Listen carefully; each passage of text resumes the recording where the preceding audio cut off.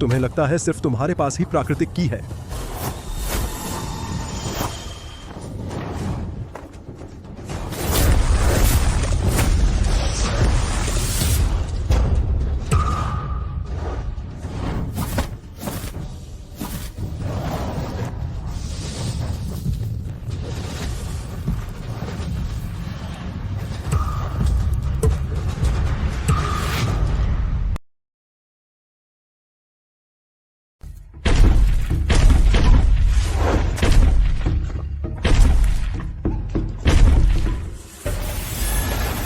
गुरु, वह आपके निर्धारित स्वर्ग द्वार के युवराज यश हैं। उन्हें प्राण शक्ति की साधना करनी चाहिए, तो शारीरिक साधना में क्यों जुटे हैं? मैंने अपना उपचार करने के लिए उसकी प्राकृतिक प्राण शक्ति सारी खींच ली। उसे लगा कि वह प्राण साधना नहीं कर सकता, तो शारीरिक साधना करने लगा। अभी तक सिर्फ 6 महीने हुए हैं, यश की शारीरिक साधना शिखर पर पहुंच गई है। सामान्य प्राण साधक उसके सामने टिक नहीं पाते। सारा संसार शारीरिक साधना को सबसे नीची साधना मानता है। युवराज बहुत कष्ट सहने पड़ेंगे। वह संसार की मूर्खता है। शारीरिक साधना परिपूर्ण होने पर पानी और आग से बचा रहता तलवार और बाण भी नहीं भेदते। तब युवराज संसार में अजेय हो जाएंगे। अजेय होना कहना मुश्किल है, लेकिन अजेय मैं भी उससे डरता हूँ।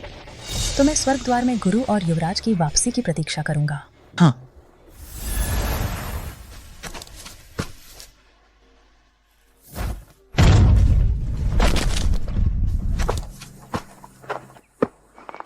मेरे प्यारे शिष्य, तुम शारीरिक साधना में लगे रहो। जब मेरी चोट ठीक हो जाएगी तो मैं तारे कौन सी या तुम्हें दे दूंगा प्राण शक्ति से भी शक्तिशाली प्राकृतिक प्राण शक्ति। प्राकृतिक प्राण शक्ति, हाँ, शक्तिशाली है। जब तुम सिद्ध हो जाओगे, बस ऐसे ही एक हल्का प्रहार।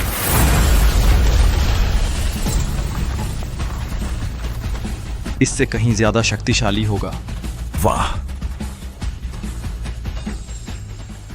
कोई आ रहा है। लड़के तुम जाओ। याद रखो, मेरे साथ साधना करने की बात किसी को नहीं बताना। हाँ।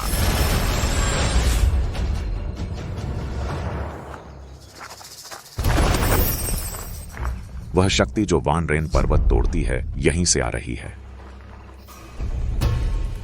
यह यहाँ सारा प्राकृतिक प्राण शक्ति का कंपन है। यह एक गुप्त महान साधक होगा। अगर इस महान साधक से कुछ सीख सकें तो हमारी शक्ति निश्चित ही बढ़ जाएगी। आदेश दें। जो इस महान साधक का संकेत देगा, मेरा आकाश मठ उसे मंत्री का पद देगा। जी।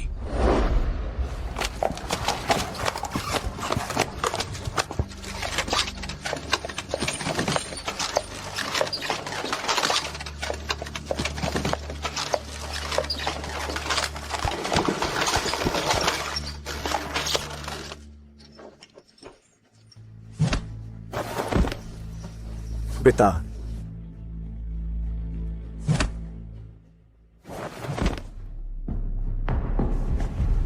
दादा, वह दुष्ट यश कहाँ है? यश, पिता सुन रहा है, तुम शारीरिक साधक बन गए। यह सच नहीं होगा। पिता, मैं दुष्ट। तेरी बदनामी पूरे टोंग शहर में फैल चुकी है। अभी तक मेरे सामने घुटने नहीं टेके। यह प्रतिष्ठित परिवार का बोर्ड हमारे यांग परिवार में 100 साल से चला आ रहा है, सिर्फ इसलिए क्योंकि तू बन गया एक नीच शारीरिक साधक। यांग परिवार का नाम काला कर दिया। अब गवर्नर ने खुद हाथ से इसे तोड़ दिया। हमारा यांग परिवार अब टोंग शहर की सबसे बड़ी हंसी बन गया है। दादाजी, मैं तुम्हारी दादाजी कहने की हिम्मत? तू बस एक दामाद के बेटे से ज्यादा कुछ नहीं। अब शारीरिक साधक बनने चला गया। बस परिवार को शर्मिंदा करने वाला कचरा है। अपनी कुत्ते जैसी आंखें खोल और अच्छे से देख। शारीरिक साधक बनने वाले कितने नीच होते हैं। हमारे यांग परिवार में तेरे जैसा एक खुद को गिराने वाला कायर पैदा हुआ। यांग परिवार की 100 साल की प्रतिष्ठा तेरे ही कारण पूरी तरह बर्बाद हो गई। दादाजी, कुल नियम की 20वीं धारा कहती है, जो कोई भी परिवार को शर्मिंदा करे उसके हाथ पैर तोड़े जाएं और परिवार से निकाल दिया जाए। मेरी राय में यह छोटा सा कचरा, उसे यहीं सजा दी जानी चाहिए। नहीं नहीं, कुलपति, आप सजा देना चाहते हैं तो मुझे दीजिए। जेनर बेकसूर है, कृपया उसे माफ कर दीजिए। पिताजी, पिताजी, तेरा बेटा मेरे परिवार का नाम काला कर रहा है। तुम दोनों ही कुल नियम से बच नहीं सकते। कोई है?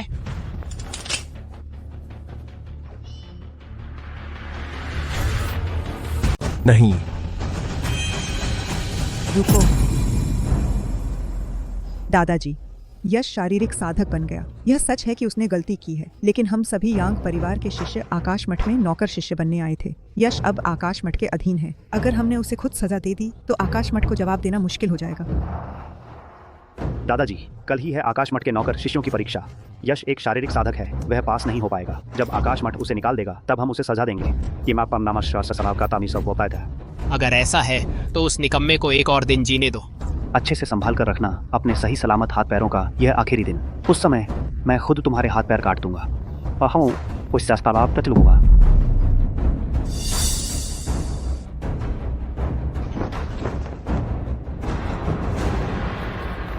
कुलपति, आकाश मठ का जरूरी आदेश है।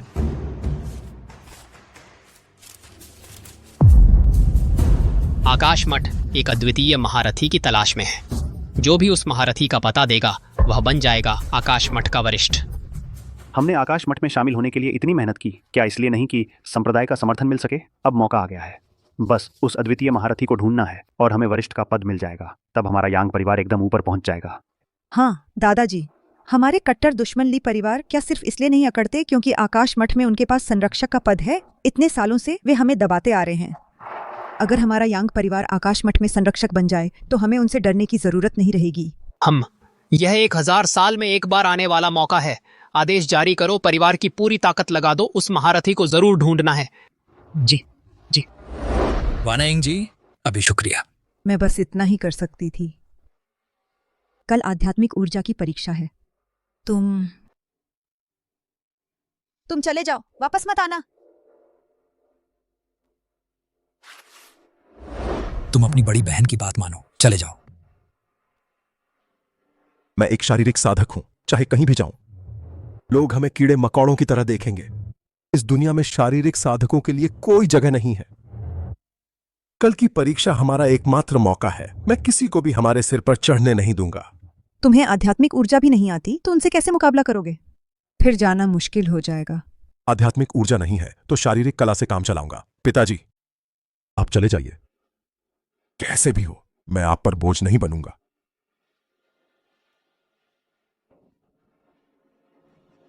यश बेटा,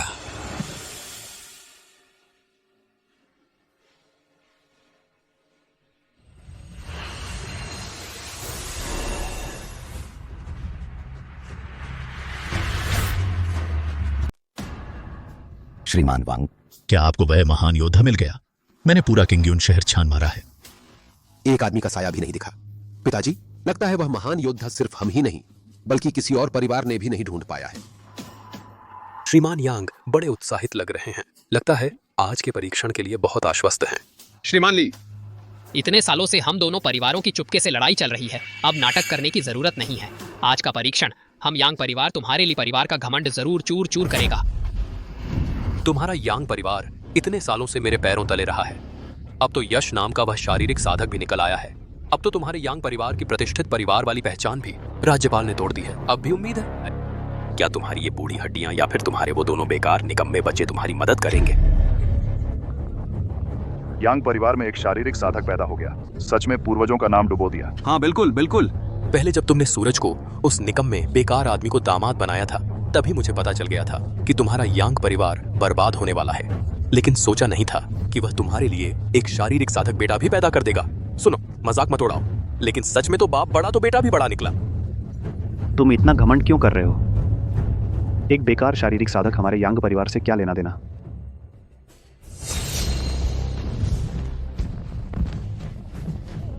महावृद्ध का अभिवादन। बैठ जाओ।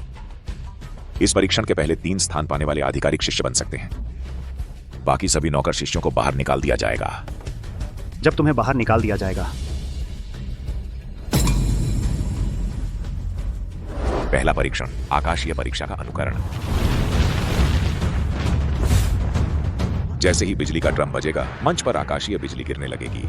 परीक्षा देने वालों को अपनी आध्यात्मिक ऊर्जा से एक ढाल बनाकर बिजली के हमलों को रोकना होगा। जितने ज्यादा हमले रोक सको, उतनी ही गहरी तुम्हारी आध्यात्मिक ऊर्जा मानी जाएगी और उतना ही अच्छा तुम्हारा परिणाम होगा। यह आकाशीय बिजली दुनिया की सबसे कठोर और शक्तिशाली चीज है। अगर गलती से इस बिजली की चपेट में आ गए तो जान बचाना मुश्किल हो जाएगा।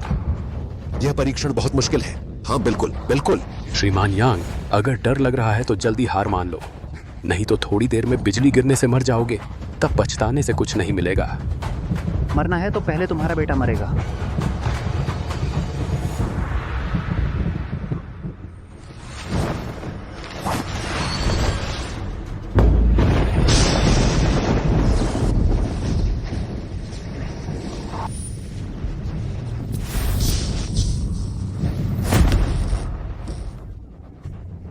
अनुत्तीर्ण।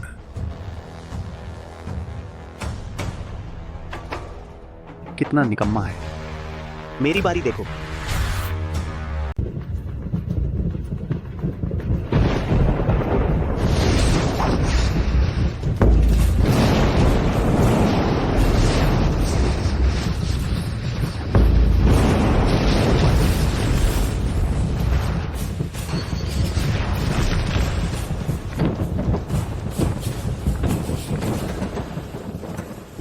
दो आकाशीय बिजलियां योग्य। अच्छा, उसने 2 आकाशीय बिजलियां झेल ली। हाँ हाँ, इतनी कम उम्र में इतनी गहरी आध्यात्मिक शक्ति।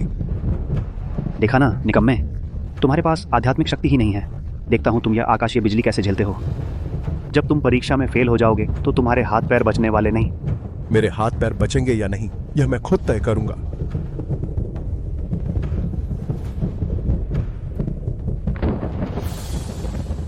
यह स्नेहा यांग परिवार की युवा पीढ़ी में सबसे आगे है। कहते हैं उसकी क्षमता अर्जुन से भी ज्यादा है। हाँ हाँ, सच में?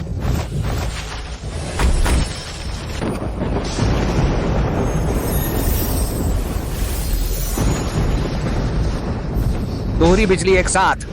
स्नेहा ने बहुत जोखिम उठाया। स्नेहा, तुम यह क्या कर रही हो?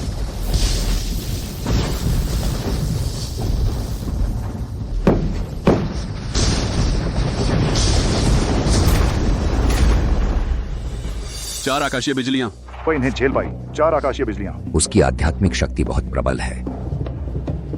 वाह दीदी, शानदार। 4 बिजलियां अभी के लिए पहले स्थान पर। कमाल है। ली परिवार के मुखिया, देखा आपने, इसे कहते हैं अच्छी परवरिश। स्नेहा जैसी प्रतिभा वो सिर्फ हमारे यांग परिवार में ही तैयार हो सकती है। बेटा, उन्हें दिखा दो कि असली डोंग शहर का नंबर 1 प्रतिभाशाली कौन है।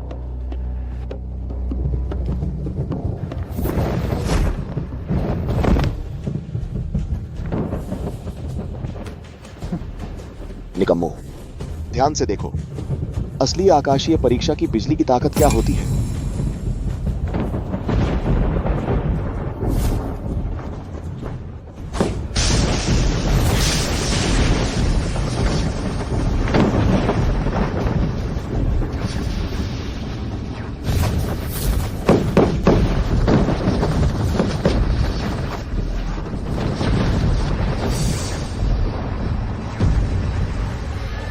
छह आकाशीय बिजलियां, पहला स्थान, उत्कृष्ट।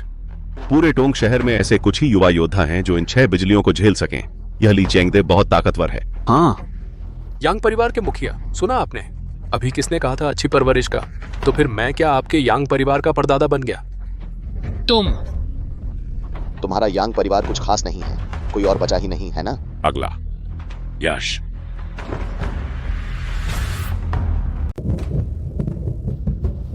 शारीरिक साधक भी इंसान कहलाने लायक है।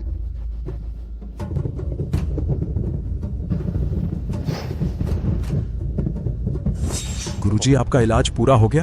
अब आप मुझे अपनी आध्यात्मिक ऊर्जा दे सकते हैं। गुरु, अभी तुम्हें देता हूँ जन्मजात दिव्य ऊर्जा, लेकिन पूरी तरह देने में एक अगरबत्ती जलने का समय लगेगा। उससे पहले तुम शारीरिक कौशल से संभालो।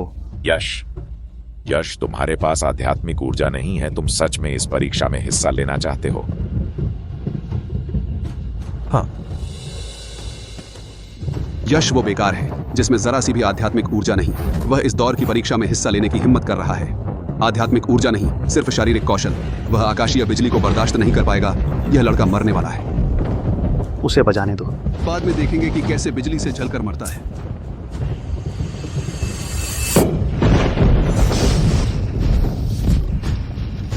यश बेटा,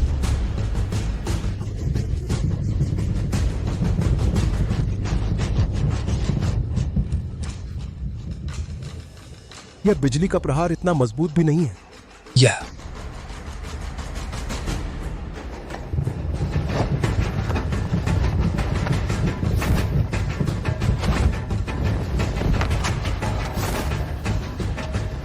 यश बेटा, तुम जल्दी वापस आओ, जान जोखिम में मत डालो।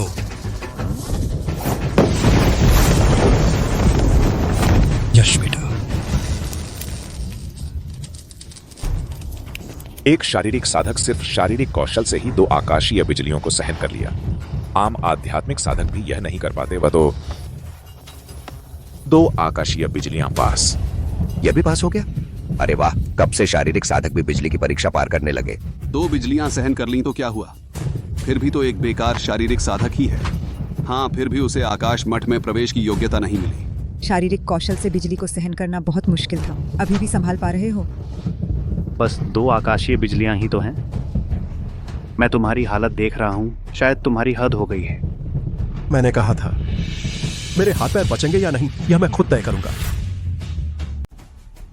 बेटा, तुम जैसे शारीरिक साधक चाहे कितनी भी मेहनत कर लो, आध्यात्मिक शक्ति वाले विशेषज्ञों से कभी बराबरी नहीं कर सकते।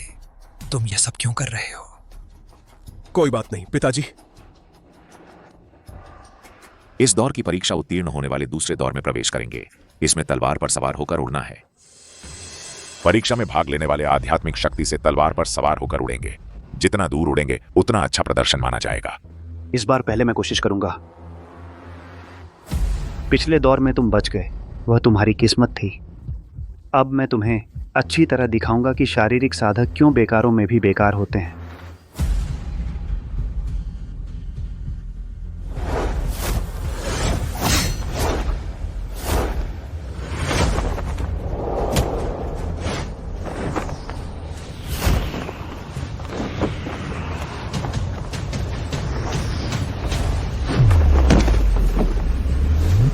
सौ मीटर उत्तीर्ण।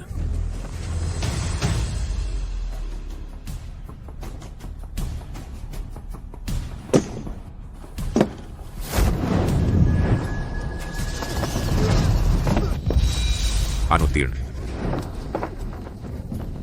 अनुत्तीर्ण, उत्तीर्ण, अनुत्तीर्ण।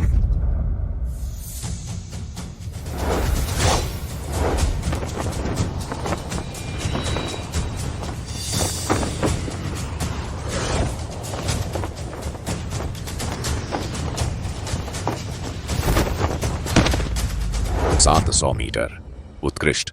बहुत शानदार, कमाल है। हे भगवान। दीदी, आप तो कमाल की हैं। कुएं का मेंढक। तुमने क्या कहा?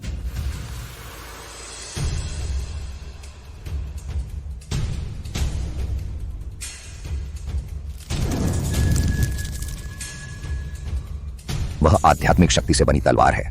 कहा जाता है कि यह कला केवल विभिन्न संप्रदायों के चुने हुए शिष्यों के पास होती है। क्या वह एक साधारण सेवक शिष्य नहीं है? फिर भी उसे यह तकनीक आती है।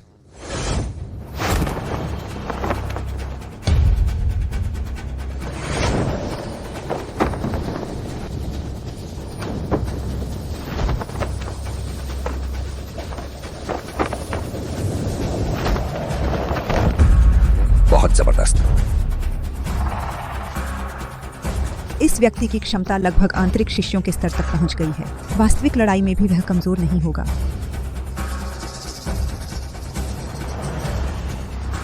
यश, तुम्हारे पास आध्यात्मिक शक्ति नहीं है। इस दौर में भी प्रतिस्पर्धा करोगे?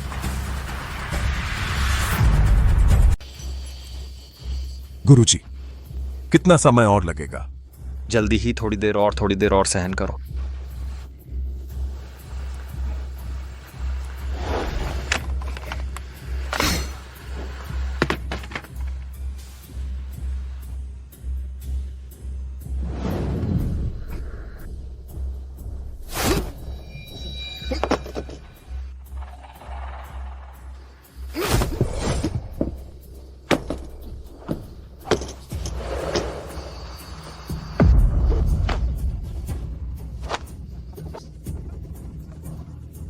ये शारीरिक साधक सचमुच बेकार है।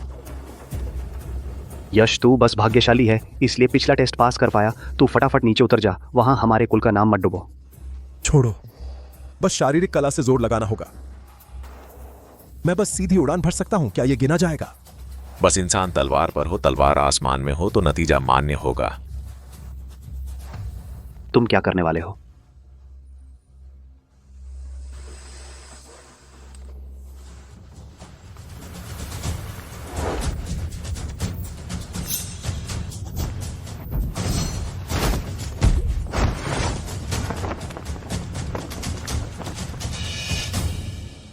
अरे वाह, ये शारीरिक साधक ऐसा भी कर सकता है। ये क्या है? ये भी चलेगा। बेटा ये भी चल गया। तुम ठीक तो हो? कम से कम 300 मीटर तो होगा। बस ताकत से पहले तलवार फेंक दी, फिर बहुत तेज गति से तलवार पकड़ ली, तलवार पर उड़ने का नाटक किया। वो एक शारीरिक साधक ऐसा भी कर पाया। इस तरह की ताकत बिल्कुल कम नहीं आंतरिक शिष्यों से। 370 मीटर पास। बुजुर्ग योगी, आप अच्छी तरह सोचिए, ये शारीरिक साधक आखिर तक साधना करे, बस हम आध्यात्मिक साधकों के गुलाम बनने लायक है। हमारे आकाश मठ में आने का क्या हक है? और मेरे बेटे जैसे प्रतिभाशाली के साथ एक साथ साधना करे। तीसरा राउंड प्रैक्टिकल टेस्ट। सब लोग मेरे साथ चलो। नादान लड़का, तुम्हारे गुरु की आत्मा अब ठीक होने वाली है। थोड़ी देर और सहन करो, तुझे जन्मजात ऊर्जा मिल जाएगी। सच में गुरुजी? ये मत सोचो कि पिछले 2 राउंड में तुमने किस्मत से काम चला लिया तो आकाश मठ में दाखिला मिल जाएगा। तुम में आध्यात्मिक ऊर्जा नहीं है। ये राउंड प्रैक्टिकल है। देखता हूँ तुम कैसे मरते हो। तुम्हें चिंता करने की जरूरत नहीं है। बेटा, क्या ऊपर नहीं जाओगे? ये राउंड नहीं देंगे। फिक्र मत करो, कोई बात नहीं पिताजी। इस राउंड की प्रैक्टिकल एक फ्री फॉर ऑनर है। जो आखिरी तक टिका रहेगा उसे ही इनर सेक्ट में प्रवेश का अधिकार मिलेगा। सभी प्रतिभागियों कृपया स्टेज पर आएं।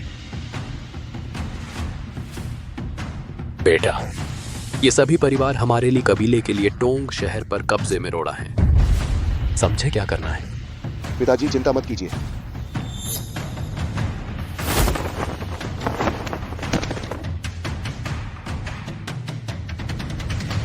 परीक्षा शुरू।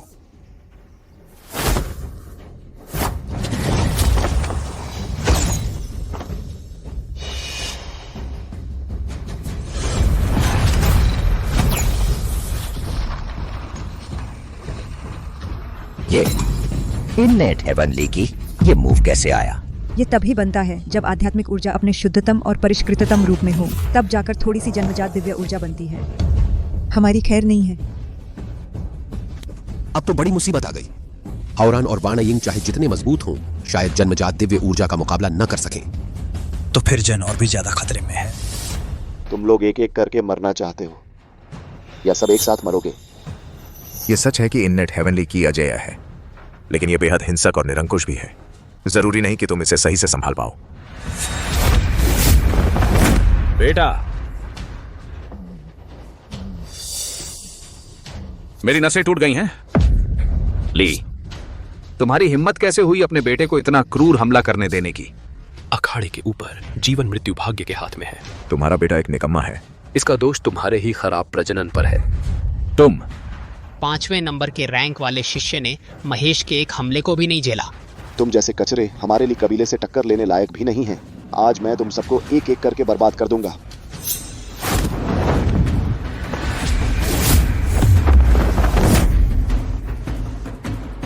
चलो सब मिलकर हमला करते हैं।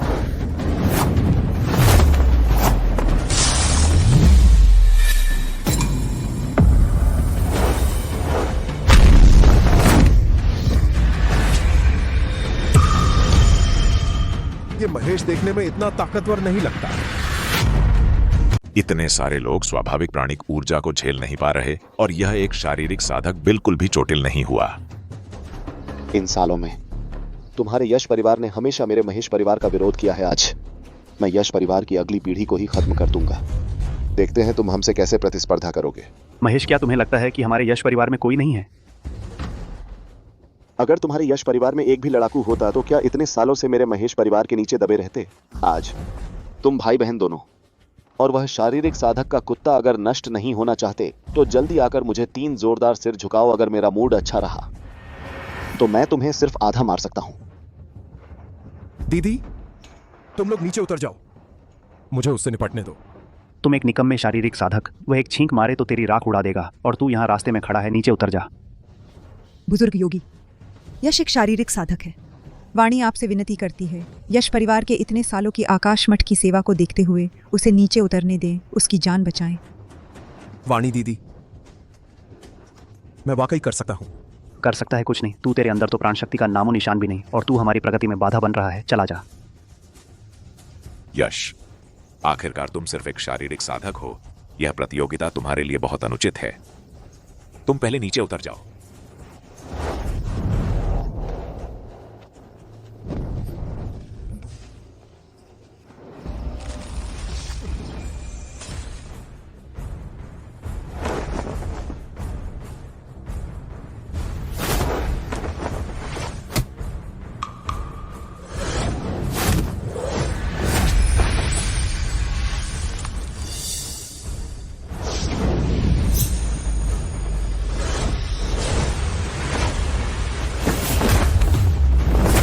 हावड़ा हावड़ा गुरुजी, और कितनी देर लगेगी ट्रांसफर करने में? मैं इस प्रतिबंध को हिला भी नहीं सकता। बस होने ही वाला है 10-9-8। प्राकृतिक की इतनी ताकतवर है।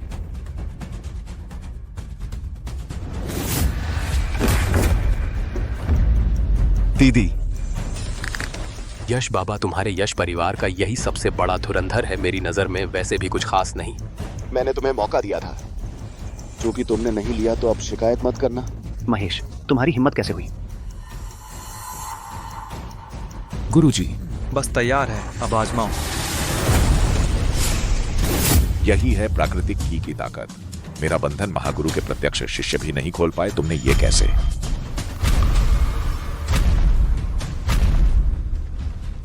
यश, तुम सिर्फ एक शारीरिक साधक हो, तुम में आध्यात्मिक ऊर्जा नहीं। उसका मुकाबला करना नामुमकिन है। तुम ऊपर क्यों आए? मैं उसे खत्म करने आया हूं।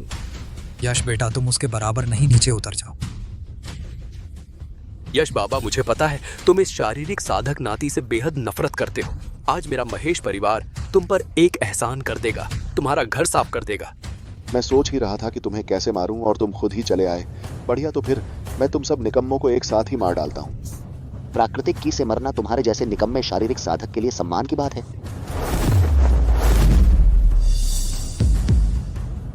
तुम्हें लगता है सिर्फ तुम्हारे पास ही प्राकृतिक की है?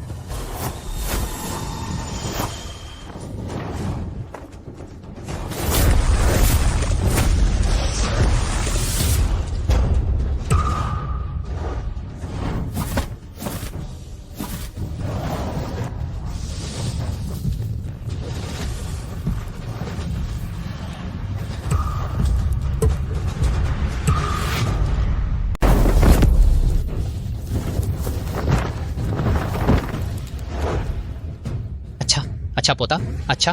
बहुत अच्छा मारा। सुनहरा, उसमें भी स्वाभाविक कांगी है। उसे भी कैसे मिल गई? नामुमकिन है, वह तो एक शारीरिक साधक है, उसे स्वाभाविक कांगी कैसे मिल सकती है? सोचा नहीं था। वह न सिर्फ शारीरिक कला में माहिर है, बल्कि 3 स्वाभाविक कांगी भी विकसित कर ली है। मैंने तो गलत आंक लिया था। सूरज! नहीं, जमाई जी, मैं यश कब स्वाभाविक कांगी पाली?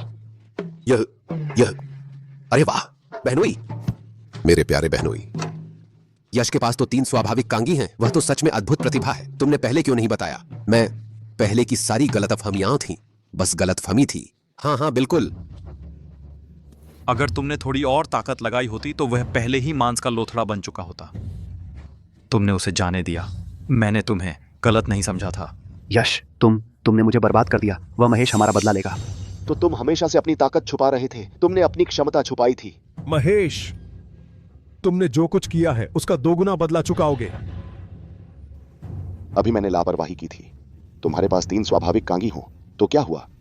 तुम उनका इस्तेमाल करना भी नहीं जानते। अभी तुम्हें खत्म करता हूं। तुम्हें तुम्हारी अल्पायु मां से मिला देता हूं। मेरी मां का नाम मत लो। जख्म पर नमक छिड़क दिया ना? तुम्हारी मां के मरने के बाद तुम और तुम्हारे नाकारा बाप यांग परिवार में कुत्ते की तरह जी रहे थे। दूसरों के भरोसे रहने का जीवन आसान नहीं रहा होगा। अब मैं दया दिखाते हुए तुम्हें मार डालता हूं, तुम्हारे इस दर्द को खत्म कर देता हूं।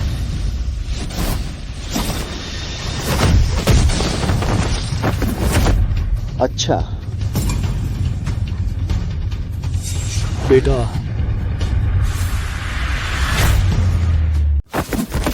बेटा, बहुत अच्छा मारा। बेटा तुम ठीक तो हो? जल्दी उठो। अरे बाप रे, बस एक ही बार। महेश उड़ गया। तू यार, तूने तो गहरा छुपा रखा था। जल्दी बैठ जाओ। बुजुर्ग योगी, वह यश नाम का नीच प्राणी, उसने मेरे बेटे पर इतना घातक वार करने की हिम्मत की। इतनी कम उम्र में इतना दुष्ट है। वह हमारे आकाश मठ में आने का अधिकारी कैसे हो सकता है? तुम बुजुर्ग योगी, कृपया मेरे बेटे के लिए न्याय करें। तू झूठ बोल रहा है। जब तेरा बेटा मंच पर दूसरों को पीट रहा था तब तू यह बात क्यों नहीं कह रहा था? मेरा बेटा कैसे उस यश नाम के नीच प्राणी के साथ तुलना में आ सकता है? उसे सजा मिलनी ही चाहिए। यश मेरा द्रोण का पोता है। मैं देखना चाहता हूँ तू उसे क्या कीमत चुकाता है?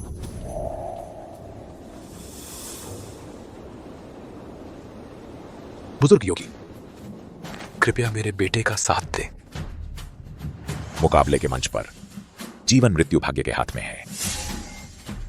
काला ड्रैगन, क्या तूने यह नहीं कहा था कि तेरा बेटा टोंक शहर का सबसे बड़ा प्रतिभाशाली है? फिर वह मेरे भांजे यश के 2 बार भी कैसे नहीं झेल पाया? बिल्कुल सही। जब तक हमारा यश यहाँ है, तुम्हारा ली परिवार हमारे यांग परिवार के सामने बस यही है। बेकार बूढ़ा, देख लिया हमारे यांग परिवार की नई पीढ़ी की ताकत। अभी तक तू बहुत घमंड में नहीं था, अब और घमंड दिखा। बुजुर्ग योगी, क्या अब परिणाम घोषित किया जा सकता है? मैं घोषित करता हूं, इस आकाश मठ के बाहरी परीक्षण का विजेता है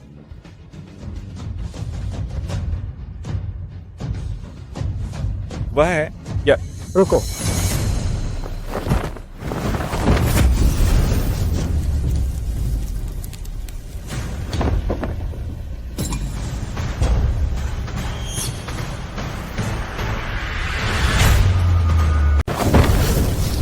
यह कौन है? पता नहीं। शक्ति संचार। यही है शक्ति संचार, दक्षिण क्षेत्र के सर्वश्रेष्ठ योद्धा। दीदी, वह शक्ति संचार 8 साल की उम्र में साधना शुरू की। 15 साल की उम्र तक पहली जन्मजात प्राण ऊर्जा विकसित कर ली थी। 20 साल की उम्र में पूरे दक्षिण क्षेत्र में अजेय हो गए। उसके बाद दुनिया की सर्वश्रेष्ठ संस्था स्वर्ग द्वार ने उन्हें अपने दरवाजे में बुला लिया, लेकिन बाद में अत्यधिक हिंसा के कारण स्वर्ग द्वार ने उन्हें निकाल दिया। लेकिन स्वर्ग द्वार में सीखे अपने जीवन भर के ज्ञान से उन्होंने दक्षिण क्षेत्र पर 50 से अधिक वर्षों तक राज किया। एक भी हार नहीं मिली। उनकी शक्ति अथाह है। स्वर्ग द्वार, लगता है कहीं सुना है यह नाम। गुरुजी, वह महेश के गुरु हैं।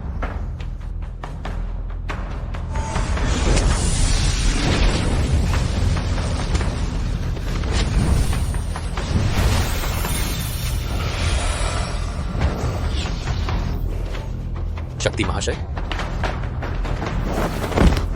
शक्ति संचार महाशय, मेरा बेटा आपका एकमात्र उत्तराधिकारी है।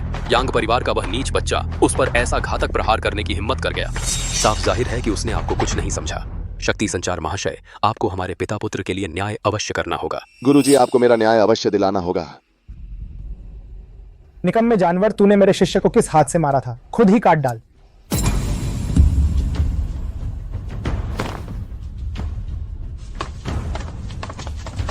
शक्ति पूर्वज मुकाबले में चोट लगना युद्ध मंच पर स्वाभाविक बात है। आप जैसा व्यक्ति इस तरह का अनुरोध करना उचित नहीं लगता। अनुचित अनुरोध? ठीक है, उस निकम्मे को बाहर लाओ। अगर वह मेरी इस एक चाल को झेल सका तो यह मामला खत्म, नहीं तो आज मैं उसका अंत कर दूंगा, ताकि मेरे शिष्य के दिल की जलन शांत हो जाए। नीच कचरा, क्या तुम्हें सच में लगता है कि तुम बहुत ताकतवर हो? अगर तुम मेरे गुरु की एक चाल झेल सके तो मैं तुम्हारा नाम ले लूंगा। शक्ति संचार, पहले तुम्हारे अत्याचारों के कारण ही स्वर्ग द्वार ने तुम्हें निकाल दिया था। इतने सालों बाद भी तुम अपनी मनमानी करते रहे हो। अगर प्रधानाचार्य जाग गए, भले ही तुम दक्षिण क्षेत्र के सर्वश्रेष्ठ हो, बिना नुकसान के नहीं निकल पाओगे। प्रधानाचार्य वह आ गए हैं, फिर भी वे मेरा कुछ नहीं बिगाड़ सकते।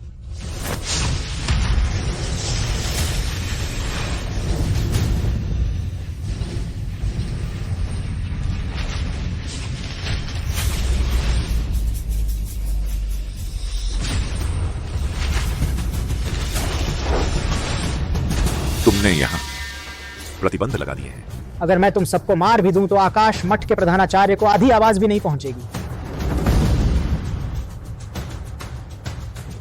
अगर तुम्हारे आकाश मठ के शीर्ष छात्रों को स्वर्ग द्वार में प्रशिक्षण के लिए नहीं भेजा गया होता तो मेरा शिष्य महेश तुम्हारी परीक्षा में भाग नहीं लेता। लगता है मेरा शिष्य आकाश मठ में प्रवेश नहीं पा सकेगा। तुम लोग हो, तुम लोगों ने ही उसका भविष्य बर्बाद किया है। क्योंकि ऐसा है तो इस बूढ़े को दोष मत देना अगर वह निर्दयी हो जाए।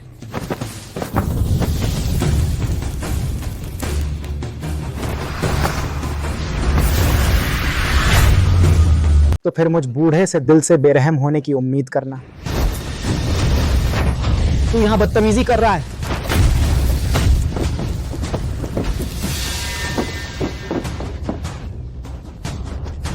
तुम लोग उसका मुकाबला नहीं कर सकते। जल्दी भागो। मैं तब तक टिक सकता हूं जब तक प्रधान आचार्य नहीं आ जाते। जरूरत नहीं है।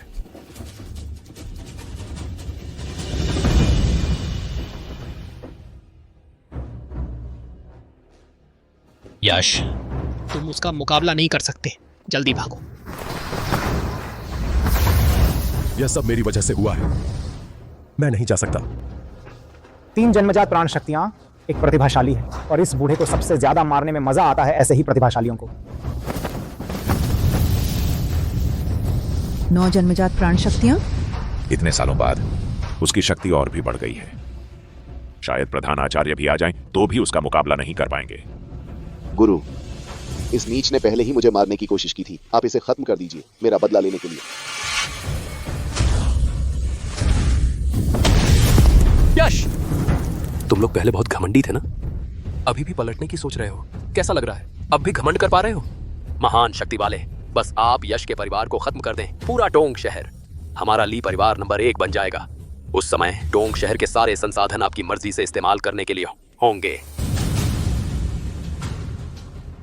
तुम लोग एक भी नहीं बच पाएगा। यश, तुम जल्दी से कोई तरीका सोचो उसके प्रतिबंध को तोड़ने का। भागो। तुम लोग उसका मुकाबला नहीं कर सकते। मैं नहीं जा सकता। तेरी प्रतिभा के साथ बस अगर तू जीवित रह सका तो हमारा यश परिवार फिर से उभरने की उम्मीद रख सकता है। पिताजी सही कह रहे हैं। यश, हमारे यश परिवार की उम्मीद अब तुझ पर है। तू तुरंत भाग जा। हम तेरे लिए पीछे रुकेंगे। जितना दूर भाग सकता है भाग जा। कभी वापस मत आना। जब तेरी दिव्य शक्ति पूरी हो जाए तब हमारा बदला लेने आना। देर नहीं हुई होगी।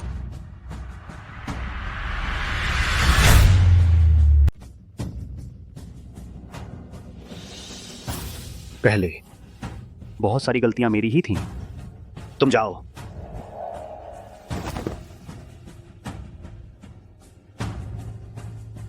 हमेशा याद रखना, तुम यश परिवार के वंशज हो।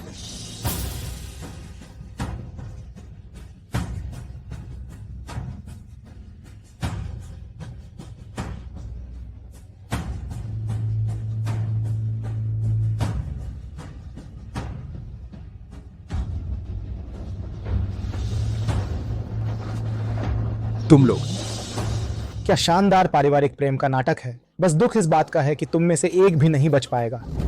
मैं तुम्हें मारूंगा तो ऐसे जैसे कुत्तों को मार रहा हूं।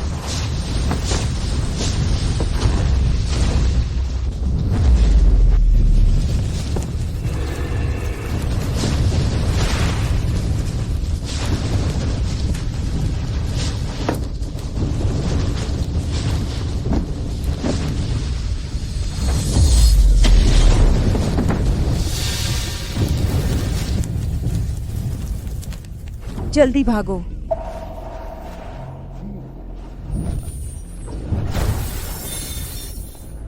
यश, तुम फौरन यहां से जाओ। तुम अभी उसका मुकाबला नहीं कर सकते। हमारी मौत बेकार मत जाने दो। मैं नहीं जा सकता। मैं नहीं जा सकता। बेटा,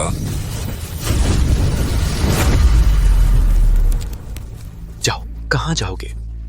जैसे ही ली दाबा हाथ में लेंगे तो एक भी जिंदा नहीं बचेगा। तुम्हारा यश परिवार एक साथ नर्क में मिल जाएगा।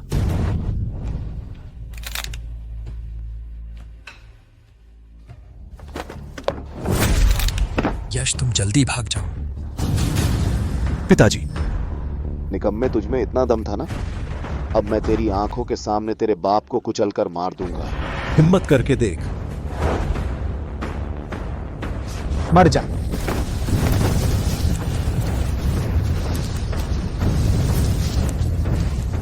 नहीं,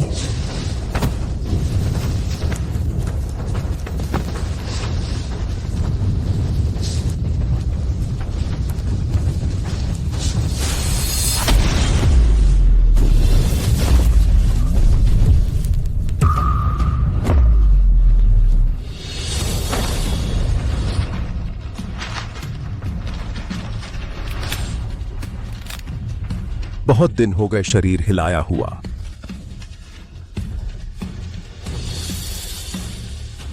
बहुत अच्छा।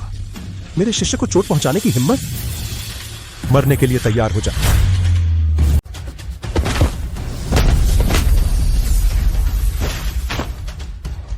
क्या मैं सही देख रहा हूं? वह दक्षिण क्षेत्र का सर्वश्रेष्ठ योद्धा यश के हाथों 3 मुक्के भी नहीं झेल पाया। यश के पास तो बस 3 ही प्राकृतिक ऊर्जा चक्र थे ना। तेरा प्राकृतिक ऊर्जा चक्र 2 भागों में कैसे बंट गया? नीचे के लोक में ऐसा कोई तरीका नहीं है। तू आखिर है कौन? क्या तुझे नहीं पता? मेरा नाम यश है। तू पास मत आ। ली साहब, आप ठीक तो है ना? दूर हो जा। मैंने 100 साल तक साधना की है। वह तो बस एक नौजवान लड़का है। मैं बस एक पल का लापरवाह था। कोई बात नहीं। अच्छा हुआ, अच्छा हुआ। ली साहब, आप तो दक्षिण क्षेत्र में अद्वितीय हैं। बस आप लापरवाही ना करें तो वह नौजवान आपका मुकाबला कैसे कर सकता है ना? आपको उसे जरूर खत्म करना होगा, हमारे बाप बेटे का बदला लेने के लिए। बिल्कुल। अगली बार मौका मिला तो मैं उसे बख्शूंगा नहीं। बिल्कुल सही। आप क्या कह रहे हैं? अगली बार? प्रतिबंध टूट चुका है। मैं अकेला पूरे आकाश मठ का मुकाबला नहीं कर सकता ना लड़के। अगली बार मिलेंगे तो मैं बिल्कुल लापरवाही नहीं करूंगा। हाँ। अरे ली साहब,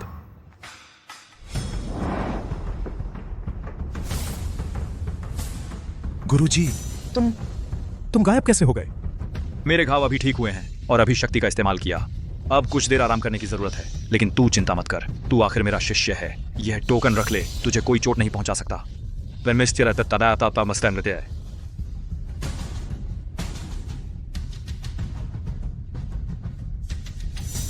बुजुर्ग योगी, क्या परिणाम की घोषणा नहीं करेंगे? मैं घोषणा करता हूं, इस परीक्षा का विजेता है महेश।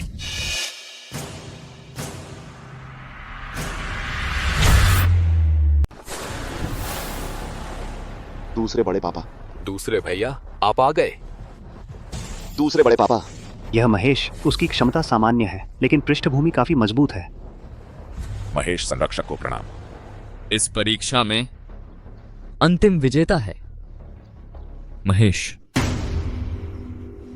क्या? यह मैं महेश संरक्षक, मेरा पोता यश न सिर्फ परीक्षा मैदान में महेश को हराया, बल्कि अभी अभी उसने आकाश मठ की मदद करके बाहरी दुश्मन को भगाया है। शक्ति संचार, आपने अंदरूनी शिष्य का स्थान महेश को दे दिया। मेरा यश परिवार इससे सहमत नहीं है। यहाँ तुम्हारी बोलने की क्या औकात है? बाहरी दुश्मन को भगाया? किसने देखा? हाँ, मैं तुम्हें बता दूं, न सिर्फ यश चैंपियन नहीं है, वह तो टॉप 3 में भी नहीं आया। और तुम्हारे यश परिवार के ये दोनों निकम्मे सबसे नीचे रहे। हमारे आकाश मठ के अंदरूनी शिष्यों में तुम्हारे यश परिवार का एक भी नहीं आ सकता। यह बहुत अन्यायपूर्ण है। महेश संरक्षक, यह मामला बुजुर्ग योगी, आप भ्रम में हैं। वह यश तीसरे राउंड की परीक्षा में वाकई थोड़ा सक्षम है, यह सच है। लेकिन हमारा आकाश मठ शिष्यों का चयन करते समय समग्र क्षमता का आकलन करता है। उसके पहले 2 राउंड के प्रदर्शन इतने खराब थे, अगर उसे चैंपियन बना दिया तो हमारा आकाश मठ लोगों को मनाने में असफल रहेगा। और यश परिवार के ये 2 शिष्य पहले 2 राउंड में शायद कुछ सक्षम थे, लेकिन तीसरे राउंड में महेश ने उन्हें सिर्फ एक ही वार में धराशायी कर दिया। इतनी खराब युद्ध क्षमता वालों को हमारे पूर्ण शिष्य बनने का क्या हक है?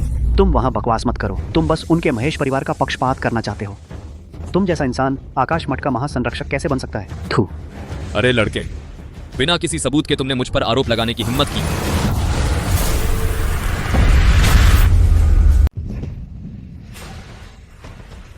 सोचा नहीं था तुम में इतनी ताकत है।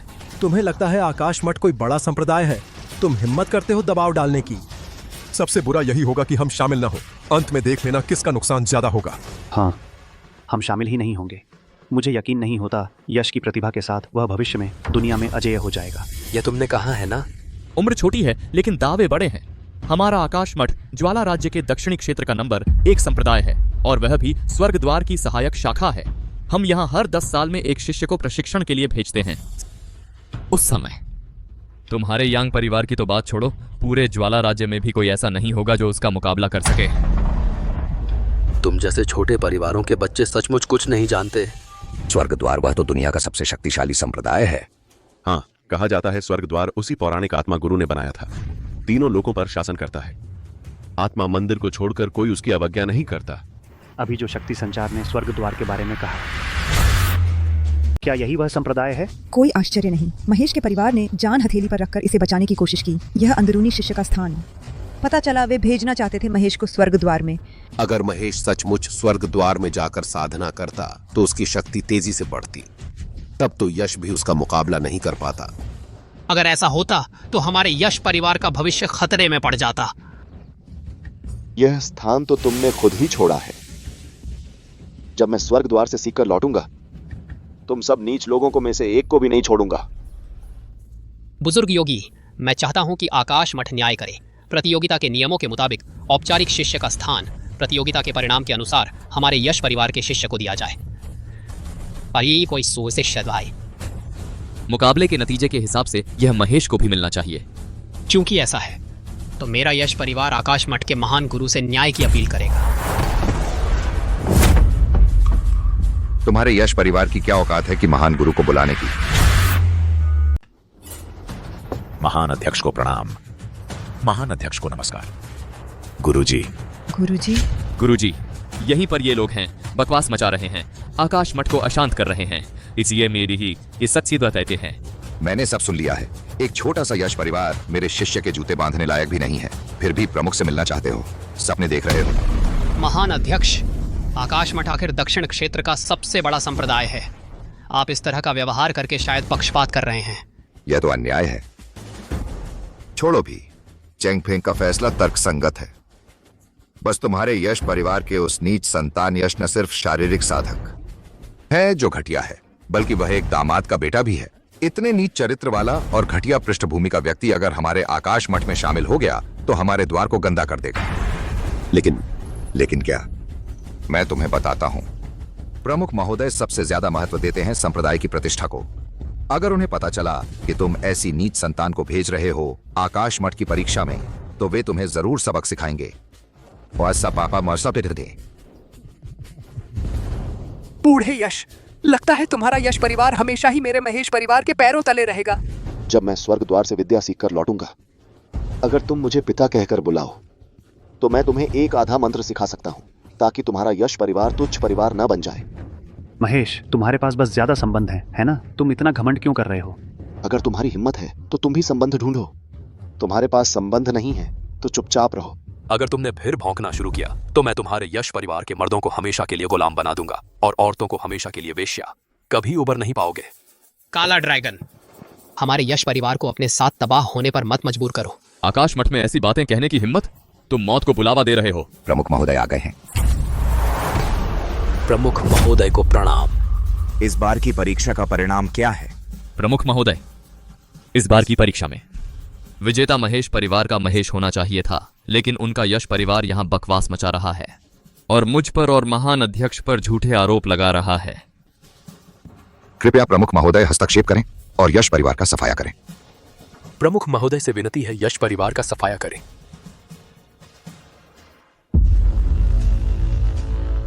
स्वर्ग द्वार के युवराज को प्रणाम। वह स्वर्ग द्वार का युवराज कैसे हो सकता है? ये महान गुरुजी, आपको कहीं कोई गलतफहमी तो नहीं हो गई? हालांकि यश में कुछ प्रतिभा तो है, लेकिन वह तो आखिरकार यांग परिवार के दामाद का बेटा है और उसने मार्शल आर्ट भी सीखा है। वह स्वर्ग द्वार का युवराज कैसे हो सकता है? हाँ महान गुरुजी, वह यश अगर स्वर्ग द्वार का युवराज है तो फिर वह हमारे आकाश मठ में परीक्षा देने क्यों आया होगा? मैं तो पहले बस स्वर्ग द्वार के प्रमुख आत्मा गुरु महाराज के चरणों में एक चींटी था।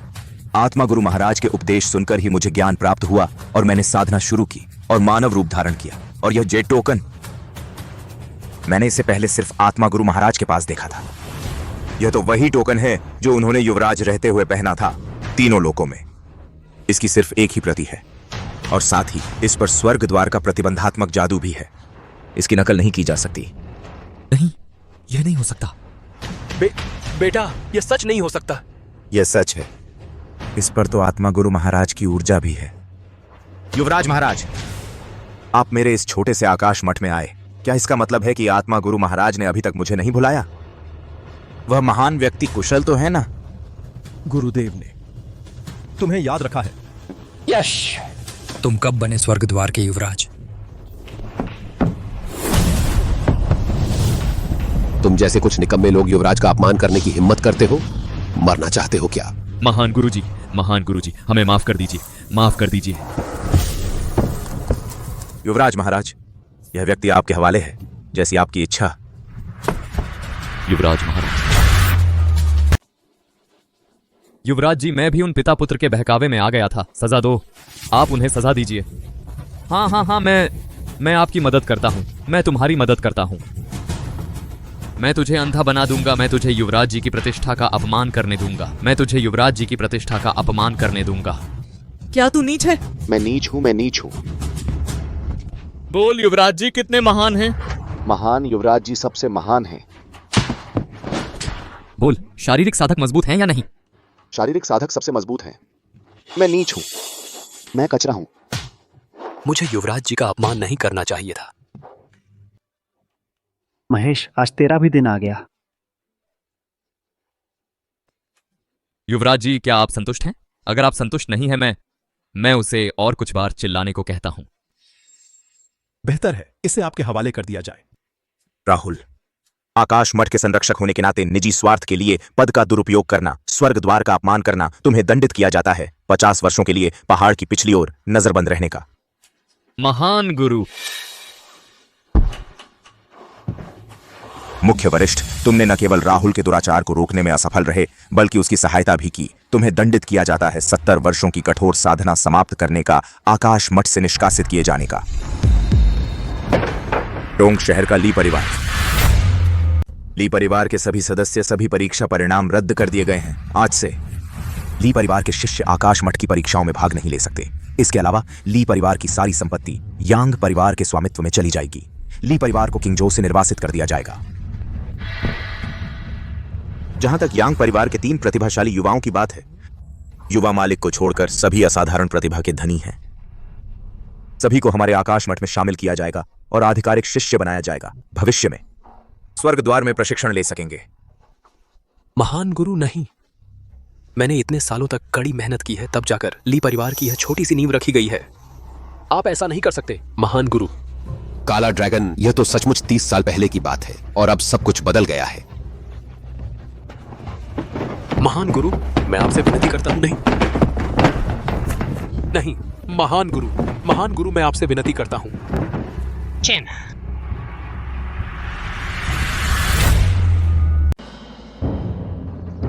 बेटा,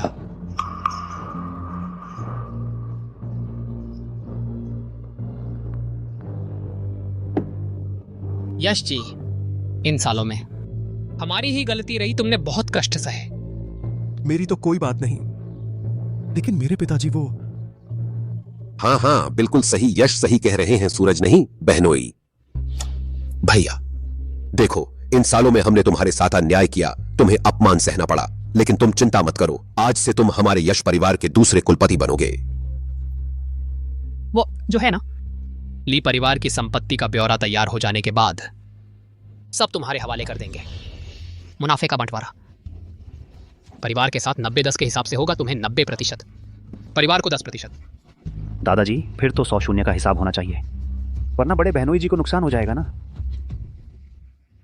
श्री सूरज, अब तो आखिरकार युवराज के पिता हैं। अगर आपको यश परिवार में रहना अच्छा न लगे तो हमारे आकाश मठ में परम गुरु के पद पर आसीन हो सकते हैं। मैं पहले जैसा ही ठीक हूं। ये कैसे चलेगा? आपको हमारे यश परिवार में ही रहना होगा। महान गुरु जी, बड़ी मुसीबत आ गई है। ली परिवार की संपत्ति में एक संगम पुष्प है। संगम पुष्प क्या होता है? संगम पुष्प वो है जो मृत को जीवित और हड्डियों पर मांस चढ़ा सकता है, खासकर उनके लिए जिनकी केवल आत्मा बची हो और जिन्हें नया शरीर चाहिए। उनके लिए तो बहुत जरूरी है, पूरे त्रिलोक में भी कुछ ही हैं। अनमोल है, बस ये सोचा नहीं था कि ली परिवार के पास होगा। सचमुच पैसा हो तो दिमाग भी बड़ा होता है। यश, मुझे नया शरीर बनाना है, यह फूल इसके लिए जरूरी है। यह फूल मुझे चाहिए, यह फूल मुझे चाहिए।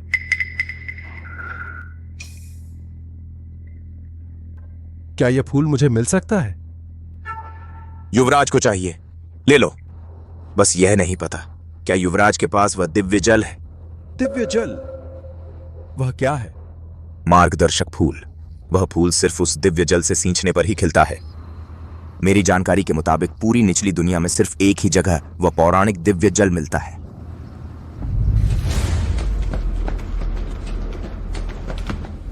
रुको, भागो मत। राज हवा, भागो मत। तुम्हारे राज परिवार का दिव्य जल हमारे दिव्य ध्वनि मठ का ही होगा। हमारी मुट्ठी में आने वाला है। तुम सपना देख रहे हो। मैं बूढ़ा हूं, दिव्य जल बहा दूंगा, लेकिन तुम्हें नहीं दूंगा। पीछा करो।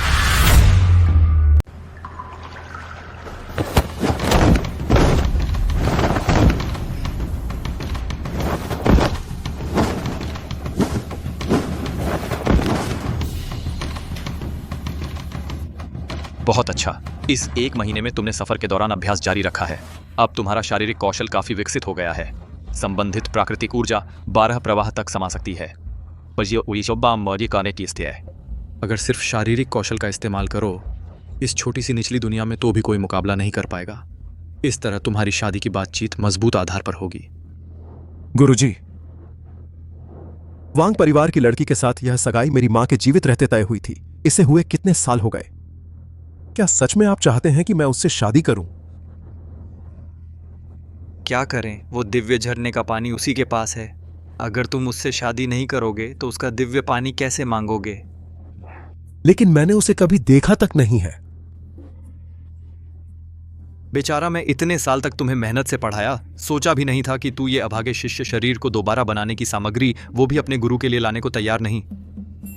छोड़ो भी, समझो कि एक कृतज्ञ को पढ़ाया। ठीक है, ठीक है, मैं शादी कर लेता हूं। ठीक है,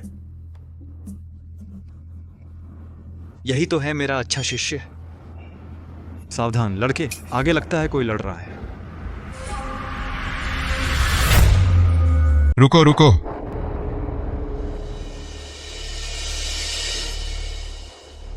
सोचा नहीं था, मददगार भी है। मैं तो बस गुजर रहा था। तू भूतों को बेवकूफ बना रहा है। निकम्मे, अगर तेरा कोई गुरुकुल है तो अभी बता दे। शायद तेरी कुत्ते जैसी जान बच जाए, वरना बाद में कहने का मौका भी नहीं मिलेगा। मेरा नाम यश है, बस एक शारीरिक साधक हूं। राज हवा, तुम तो दिन ब दिन पतित होते जा रहे हो। मदद के लिए एक शारीरिक साधक को बुला लाया है। तो यह एक शारीरिक साधक है? इतना घटिया सामान, हमें तो हाथ उठाने में शर्म आ रही है। चलो ऐसा करते हैं, मैं तुझ पर दया करता हूँ। तू खुद अपनी मौत का तरीका चुन ले। तुझे कैसा लगता है? मुझे लगता है बिल्कुल नहीं। दुस्साहस। लड़के, मैं साफ साफ बता देता हूँ, हम तीनों दिव्य ध्वनि मठ के प्रमुख हैं, वरिष्ठ और महावरिष्ठ। अक्ल हो तो जल्दी से घुटने टेक कर सिर झुका ले। हम तुझे अकेले मार देंगे, नहीं तो तेरे पूरे खानदान को मिटा देंगे। दिव्य ध्वनि मठ बहुत ताकतवर है क्या? युवा साहसी दिव्य ध्वनि मठ हमारे ज्वाला राज्य के उत्तरी क्षेत्र का सबसे बड़ा संप्रदाय है। पूरे निचले लोक में भी प्रसिद्ध संप्रदाय है। तुम चले जाओ। उत्तरी क्षेत्र में प्रथम। जब हमें तुम्हारे राज परिवार का दिव्य जल मिल जाएगा तो हमारा दिव्य ध्वनि मठ इस ज्वाला राज्य का प्रथम संप्रदाय बन जाएगा। उस समय आकाश द्वार को भी हम अपने पैरों तले रौंद देंगे। दिव्य ध्वनि मठ, हमारे बीच का पुराना झगड़ा इस युवा योद्धा से इसका कोई लेना देना नहीं। तुम्हें जो करना है मुझ पर करो, बेकसूरों को मत छेड़ो। बेकसूर है या नहीं, वह भी हमारे दिव्य ध्वनि मठ का फैसला होगा। तू कौन होता है? एक शारीरिक साधक हमारे सामने इतना घमंडी। आज मैं उसे जीने नहीं दूंगा, मरने भी नहीं दूंगा। अरे, मैंने तुझे जाने दिया। युवा योद्धा, जल्दी भागो, इस अनहोनी में मत पड़ो। लड़के, तू इतना घमंडी है तो मैं तुझे मौत के घाट उतार देता हूं।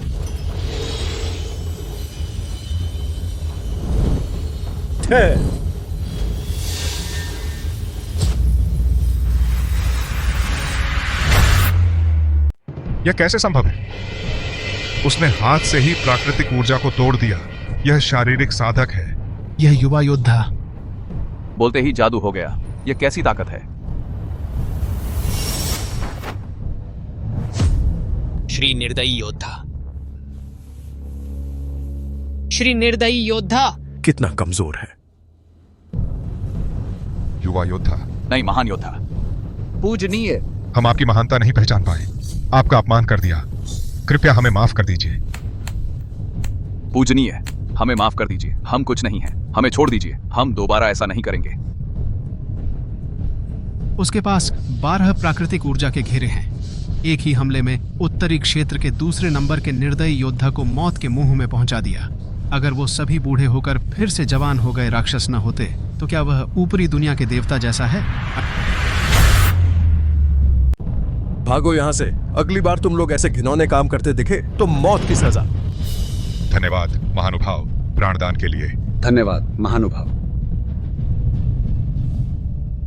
हमारे प्राण बचाने के लिए आपका बहुत बहुत धन्यवाद। अंकल जी, मैं तो बस 20 साल का हूँ, आप मुझे महानुभाव मत कहिए। सचमुच ऊपरी लोक का प्रतिभाशाली युवक है। इन सालों में दिव्य ध्वनि मठ का दबदबा बढ़ गया है और वांग परिवार की हालत मुश्किल होती जा रही है। अगर इस प्रतिभाशाली युवक को अपनी ओर मिला लिया जाए। बहुत अच्छा युवा शूरवीर। मैं देख रहा हूं आपका व्यक्तित्व प्रभावशाली है और शक्ति भी अद्भुत। मेरी एक बेटी है, वह हर कला में निपुण है। उससे शादी कर लीजिए और वांग परिवार की पूरी संपत्ति भी आपकी होगी। युवा शूरवीर, अगर आपको कोई आपत्ति ना हो। अंकल जी, आपकी दया के लिए शुक्रिया, लेकिन मेरी सगाई पहले से तय है, तो मैं अब चलता हूं। युवा शूरवीर, अरे! यह युवा शूरवीर हमारे वांग परिवार को बचाने की एकमात्र उम्मीद था। उसे ऐसे कैसे जाने दिया? युवा शूरवीर! पीछे से नहीं आ रहे हैं? शायद नहीं आ रहे हैं। महान गुरु।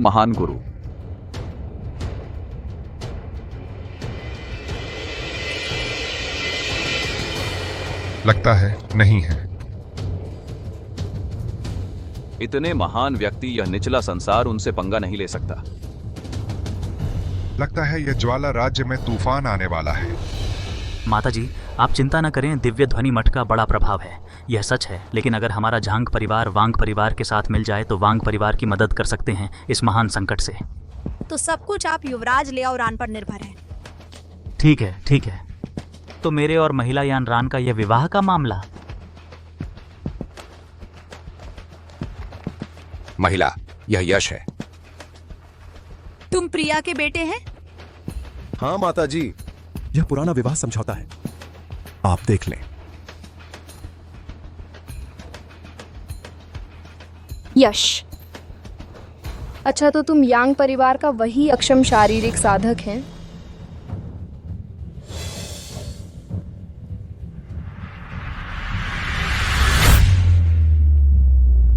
यश जी, मेरी बेटी ने बिना सोचे समझे बोल दिया। आप बुरा ना माने, लेकिन क्या आप सच में शारीरिक साधक हैं? हाँ, मैं एक शारीरिक साधक हूँ। तो फिर तुमने शादी का प्रस्ताव लाने की हिम्मत कैसे की? शारीरिक साधक तो सबसे नीच माने जाते हैं। तुम मेरी बहन के लायक कैसे हो सकते हो? अरे देखते हैं कौन है जिसने वांग परिवार में शादी का प्रस्ताव भेजने की हिम्मत की। सुनो, क्या तुम्हें पता है कि यानारान साहिबा उत्तरी क्षेत्र की सबसे सुंदर महिला हैं? तुम्हारी यह फटे हाल हालत देखो, और ऊपर से शारीरिक साधक भी हो। तुम यानारान साहिबा से शादी करने की सोच रहे हो? यह तो वही बात हुई, मेंढक हंस को खाने की सोच रहा है। यह सगाई तो बहुत पुरानी बात है, अब समय बदल गया है। तुम्हारे पास अब यानारान से शादी करने का कोई अधिकार नहीं रहा। सगाई तोड़नी ही होगी। ठीक है, सगाई तोड़ी जा सकती है, लेकिन मेरी एक छोटी सी अनुरोध है। वांग परिवार का वह दिव्य जल स्रोत क्या मुझे थोड़ा सा मिल सकता है? अरे, एक शारीरिक साधक होकर तुम्हारी इतनी हिम्मत? दिव्य जल स्रोत कितना कीमती खजाना है, यह तुम जानते हो? तुम सच में मांगने चले आए? तुम्हें बिल्कुल शर्म नहीं आती? तुम्हें तो पता ही है कि दिव्य जल स्रोत हमारे वांग परिवार की अमूल्य निधि है। हम इसे किसी भी हालत में तुम जैसे निकम्मे शारीरिक साधक को नहीं देंगे। तो क्या तुम साफ साफ मेरी बहन को तुमसे शादी करने के लिए मजबूर कर रहे हो? कितना घिनौना तरीका है। यश भाई, सुंदर स्त्री की चाहत सभी को होती है, लेकिन उसे पाने का तरीका सही और नेक होना चाहिए। तुम इस तरह का तरीका अपनाकर यानारान साहिबा को शादी के लिए मजबूर कर रहे हो। यह तो बेहद नीच हरकत है। अरे मालिक, आप आ गए। यश नाम का एक आदमी है जो सगाई का कागज लेकर यानारान साहिबा से शादी की बात कर रहा है। क्या? मैं अभी एक योग्य दामाद को खोकर आया हूँ और अब कोई सिर चढ़कर मेरे घर में चुनौती दे रहा है? मैं इसे बख्शने वाला नहीं। सभी, मुझे वह दिव्य जल चाहिए। यह शर्त नहीं है कि सगाई तोड़ दी जाए। बिल्कुल, मैं मिस यानारान से शादी नहीं करूंगा, लेकिन यह दिव्य जल मेरे एक बहुत खास इंसान को बचाने के लिए है यह बात। इसे वांग परिवार पर मेरा एक एहसान समझो, भविष्य में इसका बड़ा बदला चुकाऊंगा। मैं अभी सड़क पर हूँ, एक पत्थर उठाकर फेंक दूं तो 10 शारीरिक साधक मिल जाएंगे। तुम्हारा एहसान कितना कीमती है? यांगोंग जी, मैंने तुम्हें पुराने दोस्त के बेटे समझकर इसलिए अंदर आने दिया, लेकिन तुम ऐसी बात कहोगे ये सोचा नहीं था। तुम्हारे कपड़े भी बहुत सादे हैं। शायद यांग परिवार को इन सालों में तुम जैसे शारीरिक साधक की वजह से मुश्किल में रहा होगा। तुम्हारा एहसान हम वांग परिवार वाले शायद इसके काबिल नहीं हैं। बात की बात में या तो खूबसूरत लड़की चाहिए या फिर कीमती चीज। अपने आप को आईने में देखो, देखो तुम इस लायक हो। नहीं, तुम क्या बचाने की बात? थू, तुम तो मेरी बहन को शादी के लिए मजबूर कर रहे हो। ढोंगी, घिनौना। ये 50 रुपए और एक जोड़ी कपड़े हैं, हमारे वांग परिवार की तरफ से सगाई तोड़ने का मुआवजा। रही बात दिव्य जल की, उसकी तो सोचना भी छोड़ दो। ओह, तुम्हें कम लग रहा है ना? ये 50 रुपये चांदी के हैं। इतने में तो तुम जैसे शारीरिक साधक की जान खरीदी जा सकती है। 50 रुपये चांदी हम जैसे बड़े खानदानों के लिए तो कुछ भी नहीं, लेकिन तुम जैसे गरीब के लिए ये तुम्हारी जिंदगी बसर करने के लिए काफी है। लो लो लो, यहाँ मैं और 30 रुपये ऊपर से देता हूँ। ज्यादा हट मत करना। चाची जी, मुझ पर विश्वास करें, मेरा एहसान निश्चित ही उस दिव्य जल से ज्यादा कीमती है। मैं यश वांग परिवार को कभी नुकसान नहीं होने दूंगा। कौन है वो जो मेरी प्यारी बेटी से शादी करना चाहता है? पिताजी, यही मेंढक है। इसने दिव्य जल लेने की शर्त रखी है और दीदी से शादी के लिए दबाव डाल रहा है। पिताजी, गुस्सा न करें। यश ने अभी सगाई रद्द करने का वादा किया है, कृपया उसे दोष न दें। बिल्कुल सही, हमने तुम्हारी शादी रद्द करने में मदद कर दी है, नहीं तो अभी हमारे वांग परिवार के मुखिया तुम्हें पेड़ पर लटकाकर पीट रहे होते। अंकल। किसे अंकल बोल रहा है? बेशर्म, चुप रहो। सुन रहे हो? तुमसे कहा जा रहा है चुप रहो। मैं कह रहा हूं चुप रहो। राजहवा, तुमने शिनर को क्यों मारा? तुम भी चुप रहो। अरे बाप रे, मेरे प्यारे दामाद, मैंने कहा था ना, पहले तुमसे मिलना यही तो भाग्य था। भाग्य में नहीं था, परिवार के मुखिया राज। बस दुख इस बात का है कि यह सगाई अभी अभी चाची ने फैसला करके तोड़ दी। मेरा यानारान से अब कोई लेना देना नहीं रहा। यह कैसे हो सकता है? यह सगाई बड़े बुजुर्गों ने तय की थी, इसे हल्के में कैसे लिया जा सकता है? नहीं राजहवा, मैं यानरान की माँ के नाते बिल्कुल भी नहीं देख सकती कि तुम बेटी को आग में झोंक दो। हाँ चाचा, पूरे उत्तरी क्षेत्र में देख लो, यानरान के लायक सिर्फ मैं ही हूँ। वह एक शारीरिक साधक, उसकी क्या औकात है? तुम क्या जानो? यानरान ही युवा यांग के योग्य नहीं है। नहीं, परिवार के मुखिया राज, आप गलत समझ रहे हैं। मैं तो इस बार आया था बस एक बोतल दिव्य झरने का पानी ढूंढने। रही बात इस सगाई की, तो किसी और को ढूंढ लो। नहीं युवा यांग, आप ही मेरे चुने हुए दामाद हो। हमारे राज परिवार में पहले से ही नियम है कि सिर्फ राज परिवार के दामाद ही इस दिव्य झरने के पानी का उपयोग कर सकते हैं। अगर तुम हमारी यानरान से शादी नहीं करोगे तो यह दिव्य झरने का पानी मुझे माफ करना, मैं नहीं दे सकता। परिवार के मुखिया राज, यह ठीक नहीं है। युवा यांग, बस आप हाँ कह दो, आज ही शादी कर लेते हैं। नहीं राजहवा, अगर तुमने यानरान की शादी ऐसे इंसान से कर दी तो मैं तुम्हारे सामने मर जाऊंगी। अरे बाप रे, चाचा चाची क्या बात है? माहौल इतना तनावपूर्ण क्यों है? अरे चाचा चाची जी, यहाँ इतना तनाव क्यों है? विकास, तुम्हें मेरे घर में आने की इजाजत किसने दी?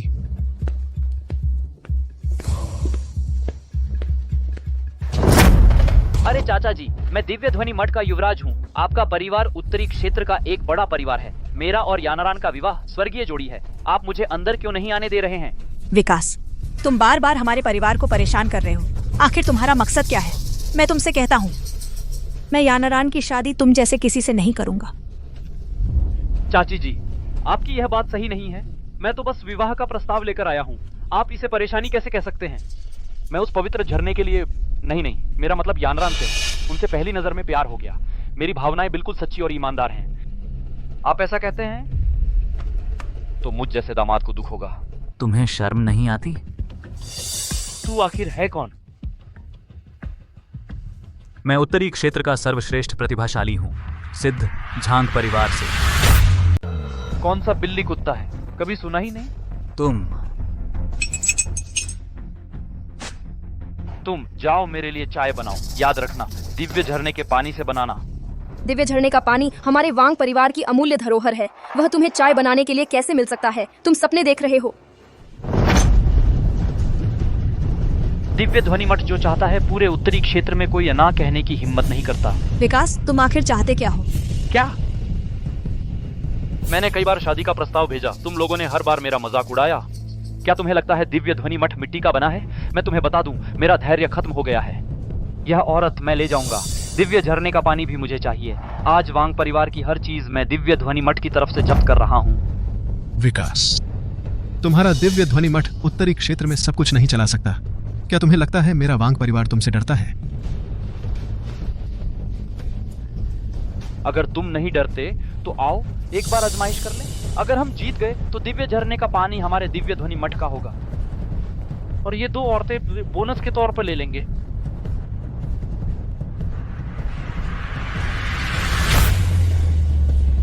सचमुच बस एक झुंड डरपोकों का। बस बातें करने में माहिर हो, लेकिन जब असली मुकाबले की बात आती है तो सब डर जाते हो। पिताजी, विकास बहुत ताकतवर है, हम उससे नहीं जीत सकते।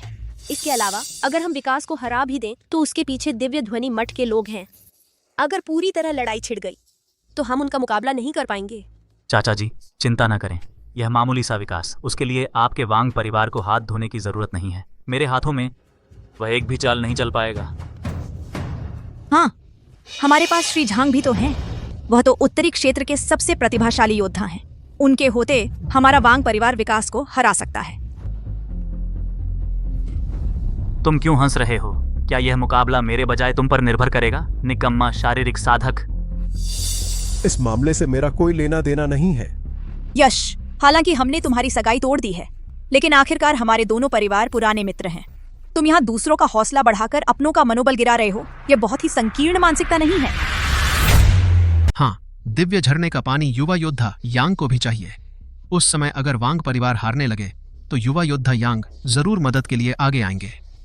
अगर वह हस्तक्षेप करेगा तो यह छोटा सा उत्तरी क्षेत्र क्या उसका कोई मुकाबला कर पाएगा? तो यह तय है, अगर हम हार गए तो दिव्य झरने का पानी और यानरान तुम ले जाना। अगर तुम हार गए तो तुम्हारा दिव्य ध्वनि मठ, शहर के उत्तर का सारा कारोबार, वह सब मेरे पुराने वांग का हो जाएगा। ठीक है, ये तुमने कहा है, बाद में पछताना मत। पिताजी, आपने इतनी जल्दबाजी में उसे हाँ कैसे कह दिया? विकास बहुत मजबूत है, कहीं ऐसा न हो कि हम हार जाएं। अरे कुमारी यानारान, मैं हूं यहाँ, फिर चाहे 7 शहर हों या 8 शहर, सब बेकार हैं। तुम चिंता मत करो, मैं तुम्हारी सुरक्षा का पूरा ध्यान रखूंगा। अगर तुम मरना नहीं चाहते तो जल्दी से घुटने टेककर हार मान लो, नहीं तो मल्ल युद्ध के मैदान में चढ़ते ही मेरी आध्यात्मिक ऊर्जा की नजर नहीं होती।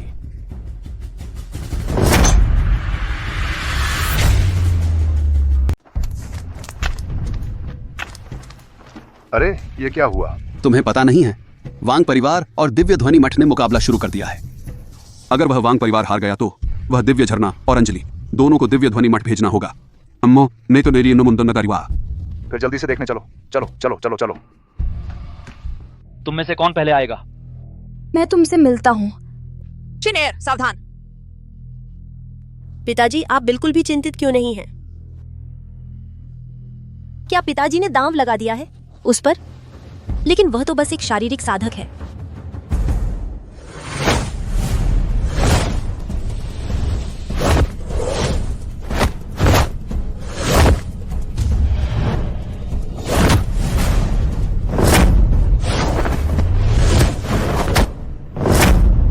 शिनेर, विकास सिर्फ अभ्यास कर रहा था। तुमने जरा ज्यादा ही सख्ती से मारा, सच में बहुत बुरा है।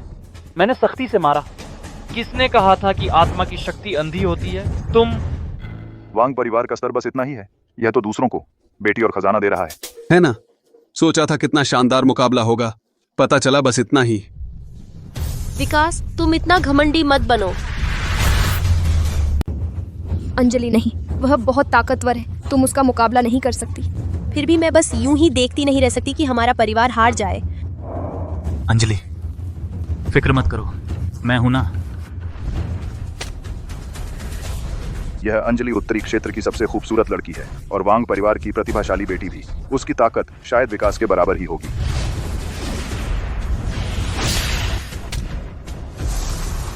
अंजलि, इतनी कमजोर ताकत से तुम मुझे, तुम्हारे पति को सिर्फ गुदगुदी ही कर सकती हो। अंजलि, तुम ठीक तो हो? पिताजी, मैं उसका मुकाबला नहीं कर सकी। तो का कोई बात नहीं, हमारे पास अभी और लोग हैं। पुराने बाबा, क्या तुम दक्षिणी क्षेत्र गए थे और जहरीले मशरूम खा आए? अच्छे से देखो तो तुम्हारे परिवार में और कौन बचा है? क्या तुम यह बूढ़ा कुत्ता ही हो? मैं तुम्हें सलाह देता हूँ, तुम्हारी यह बूढ़ी हड्डियाँ खेलने मत आया करो। अगर मैंने गलती से तुम्हें मार दिया तो तुम्हारी 2 बेटियों के अलावा मुझे तुम्हारी सासू माँ की भी देखभाल करनी पड़ेगी। हालांकि सासू माँ अभी भी खूबसूरत है और मेरा भी भला हो जाएगा, लेकिन फिर भी यह थोड़ा थकाऊ होगा। मैं तुमसे विनती करता हूँ, मरने मत आया करो, ठीक है? विकास, तुम मरने के लायक हो। तुम यहाँ बेहुदा बातें मत करो। अब क्या करें? सासू माँ, चिंता न करें, मैं हूं ना। सही कह रहे हैं, सही कह रहे हैं। श्रीमान झांग, आपके होते मुझे चिंता नहीं है। आपको हमारे परिवार की रक्षा करनी है। श्रीमान झांग, अगर आप विकास को हरा सके तो मैं फैसला लेती हूँ कि अंजलि की शादी आपसे कर दूंगी। शुरू कीजिए। यह सिद्ध आखिर है कौन? लगता है काफी ताकतवर है। कहा जाता है कि वह उत्तरी क्षेत्र का सबसे बड़ा प्रतिभाशाली है। उत्तरी क्षेत्र का सबसे बड़ा प्रतिभाशाली? वांग परिवार को ऐसा महारथी कहां से मिल गया? तुम लोगों को पता नहीं है, दिव्य ध्वनि मठ के लोग कभी भी उत्तरी क्षेत्र के युवा प्रतिभा रैंकिंग में शामिल नहीं हुए। उसकी यह पहली रैंकिंग बहुत संदिग्ध है। क्या दिखावा कर रहा है बेवकूफ? मैं तुम्हें बहुत देर से सहन कर रहा हूँ। कितना प्रभावशाली आभा मंडल, लगता है तुम में भी कुछ दम है। अच्छा, ऐसा है तो मुझे गंभीर होना पड़ेगा। तुम मौत को बुला रहे हो।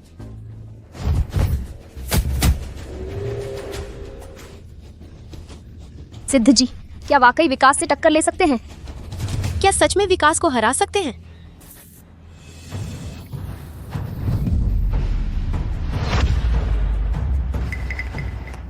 वह हारने वाला है। तुम एक शारीरिक साधक हो, तुम्हें क्या पता? तुम्हारा मतलब क्या है? क्या तुम सिद्ध जी की हार चाहते हो? सच में दुर्भावनापूर्ण इंसान हो तुम। लगता है एक हमले में तुम्हें हराना मुश्किल है, बल्कि 5 हमलों में। अब यह अगला हमला, संभाल लेना।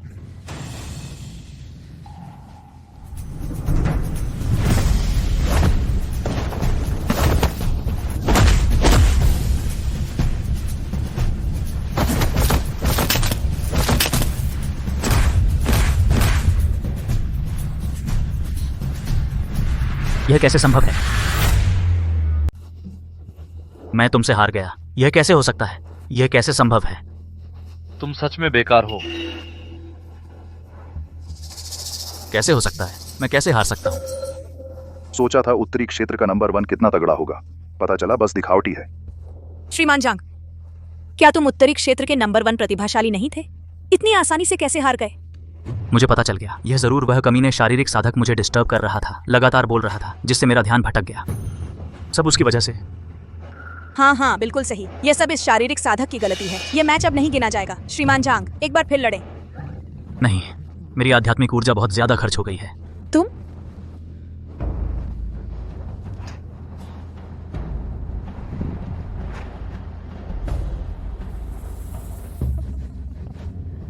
राजहवा, अगर तुम्हारे राजवंश में वाकई कोई नहीं बचा है तो दिव्य झरने का पानी हमें सौंप दो।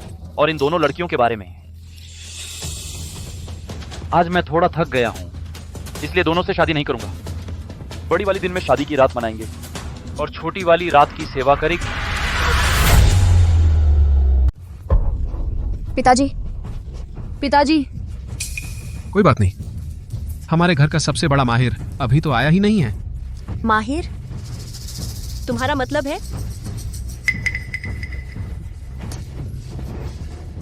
इसीलिए तुमने हाँ कह दी विकास की शर्त को। पता चला तुमने सारी उम्मीद इस शारीरिक साधक पर लगा दी है। क्या तुम सचमुच अपनी बेटी और धंधा किसी और को दे देना चाहते हो? हाँ पिताजी, वह तो बस एक शारीरिक साधक है। वह कैसे हो सकता है विकास का मुकाबला? पिताजी, आपको बिल्कुल पता नहीं है कि वह कैसा नीच इंसान है। हमने उसकी सगाई तोड़ दी, इसलिए वह शर्मिंदा होकर गुस्से में है। उसने आपको बेवकूफ बनाया, कहा कि वह विकास को हरा देगा। लेकिन असल में वह तो हमारे घर की हार देखना चाहता है। पिताजी, आप उसकी बात कैसे मान सकते हैं? शारीरिक साधक? एक शारीरिक साधक राज हवा को चुनौती देने की हिम्मत कर रहा है। शारीरिक साधक? आजकल भी ऐसे नीच साधक होते हैं क्या? बिल्कुल सही। सुनो राज हवा, अगर तेरी अक्ल ठिकाने नहीं है तो किसी वैद्य के पास जाकर दिखा ले। मुझसे लड़ने के लिए एक शारीरिक साधक को लाया है, तू किसको कमजोर समझ रहा है?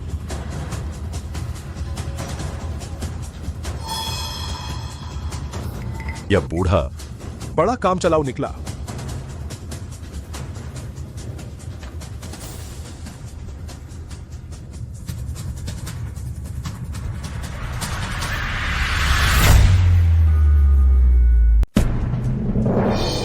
यह बूढ़ा तो काफी हुक्म चलाता है।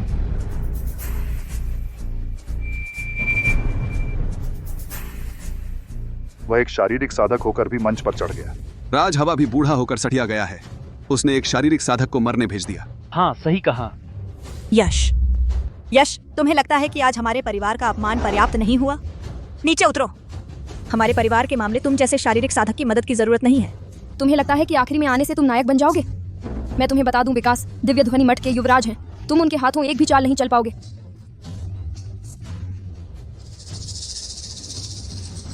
अच्छी सलाह उसकी नहीं सुनी जाती जिसकी मौत नजदीक हो। तुम बिना मजबूती के दिखावा मत करो। मैं भी विकास को नहीं हरा सकता। तुम जाओगे तो बस मुसीबत मोल लोगे। निकम्मा, अभी घुटने टेककर माफी मांगो। मुझे तुम्हारे चेहरे पर शारीरिक साधक लिखने दो। मेरा घरेलू गुलाम बन जाओ तो मैं तुम्हारी जान बख्श दूंगा, नहीं तो मैं तुम्हें जंगल में सड़ने दूंगा। लड़ोगे या नहीं? नहीं लड़ोगे तो भाग जाओ। मादरचोद, नीच शारीरिक साधक मौत को बुलावा दे रहा है।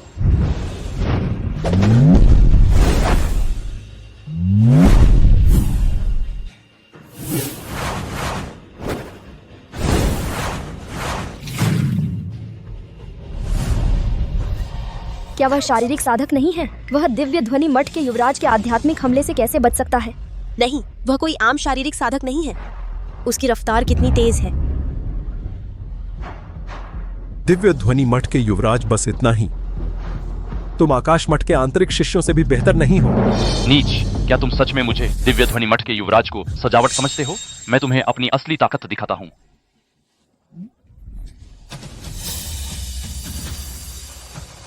विकास के पास 5 जन्मजात प्राण ऊर्जाएं हैं।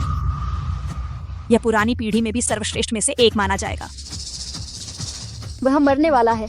निकम्मा हमेशा निकम्मा ही रहता है। अहम वक्त पर डर के मारे सुन्न हो गया। बचने की कोशिश भी नहीं की। मरने के लिए तैयार हो जाओ।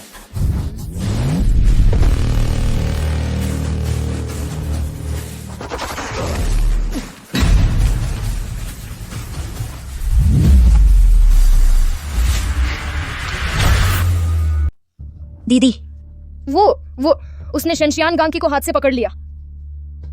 आज तक किसी ने भी इसे हाथ से नहीं पकड़ा है शेनशियान गांकी को। यह शेनशियान गांग की कमजोर पड़ गया है। इसकी ऊर्जा बहुत कम है। सिर्फ संख्या है, गुणवत्ता नहीं। कहा जाता है कि तुम आकाश मठ के शिष्यों से कमतर हो। गलत तो नहीं कहा ना? तुम आखिर हो कौन? अच्छा, यांग योद्धा, सचमुच दुनिया में अजेय हैं आप। विकास, अब मान गए ना? मैं साफ साफ कहता हूं, यांग योद्धा मेरे वांग के दामाद हैं। अगर तुमने फिर कभी मेरे वांग परिवार में उपद्रव करने की हिम्मत की तो यांग योद्धा तुम्हें बख्शेंगे नहीं। हाँ। दामाद जी, आइए, थक गए होंगे, बैठिए, जल्दी आराम कीजिए, प्यास लगी होगी, चाय पीजिए। शुक्रिया डांटी। जीजा जी, पैर दर्द कर रहे हैं, मैं दबा देता हूँ। इतनी मेहरबानी की जरूरत नहीं, उठो जल्दी। योद्धा, यह वह दिव्य झरने का पानी है जो आपने मांगा था। यह राज हवा कितना भाग्यशाली है, इतने शक्तिशाली दामाद को पा लिया। हाँ, सचमुच। तुम्हारी हिम्मत कैसे हुई मुझे नष्ट करने की? तुमने मुझे नष्ट करने की हिम्मत कर दी। अच्छा, तुम्हारे वांग परिवार में बहुत हिम्मत है। क्योंकि ऐसा है तो फिर हमारी लड़ाई जारी रहेगी। एक को मरना होगा।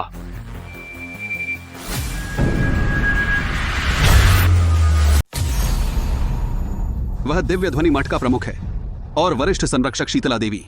वे सब यहां आ गए हैं। अब तो वांग परिवार मुसीबत में है। अब क्या होगा? यांग, जमाई, वह दिव्य ध्वनि मठ का प्रमुख पूरे 9 जन्मजात प्राण ऊर्जा वाला शीर्ष श्रेणी का योद्धा है। क्या तुम उसका मुकाबला कर सकते हो? प्रमुख और संरक्षक महोदय, प्रणाम। क्या हुआ? तुम्हें एक छोटे से वांग परिवार का मामला सुलझाने भेजा था और तुम खुद इस हालत में आ गए। पिताजी, वांग परिवार ने कहीं से एक नीच शारीरिक साधक ढूंढ लिया है। उसने न सिर्फ दिव्य झरने का पानी छीन लिया बल्कि मुझे भी नष्ट कर दिया। पिताजी, मेरा बदला लीजिए। क्या एक शारीरिक साधक ने तुझे नष्ट कर दिया और हमारा दिव्य झरने का पानी भी छीन लिया? इस बूढ़े को दिखाओ, उत्तरी क्षेत्र में किसकी इतनी हिम्मत है कि वह मेरे बेटे को नष्ट करे? क्या वह मरना चाहता है?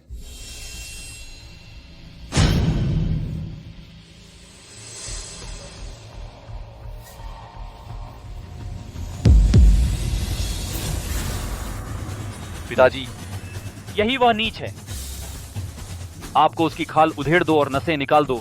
उसे इतना तड़पाओ कि न जीने की चाहत रहे न मरने की। मेरा बदला लीजिए। अभी तो तू बहुत घमंड कर रहा था, अब क्यों नहीं कर रहा? थोड़ी देर में मैं तेरे हाथ पैर काट दूंगा और तेरी आंखों के सामने तेरी औरत से खेलूंगा। घुटने टेको। सुन रहा है?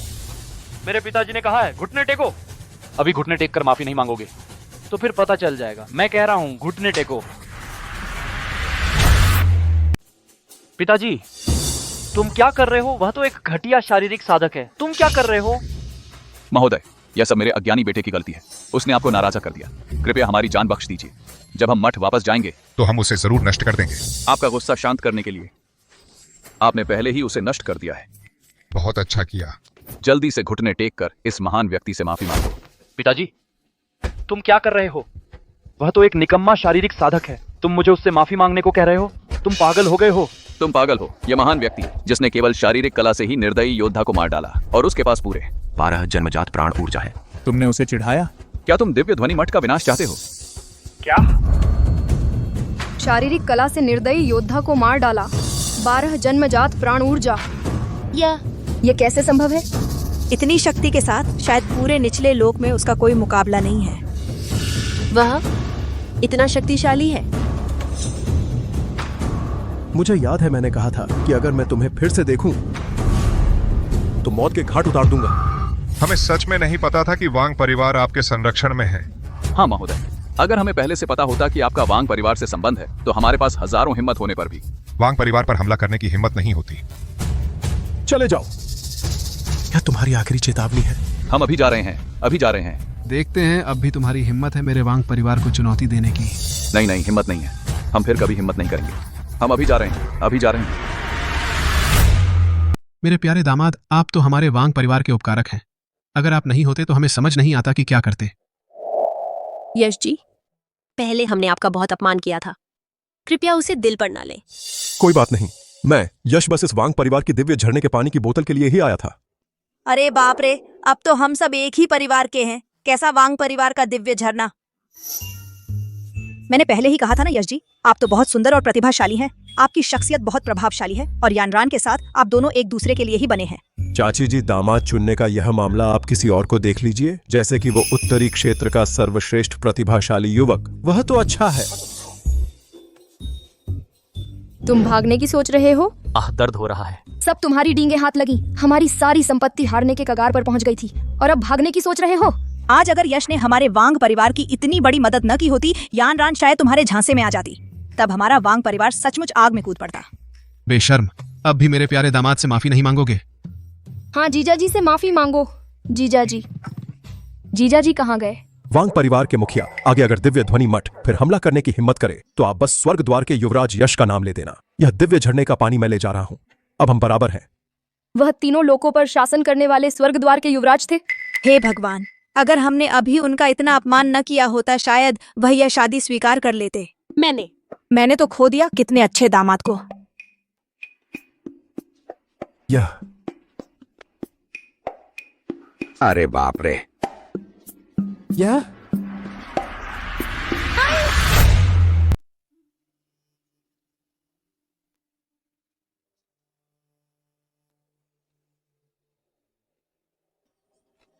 गुरुजी, मैं आपके शरीर को फिर से बनाने आया हूं।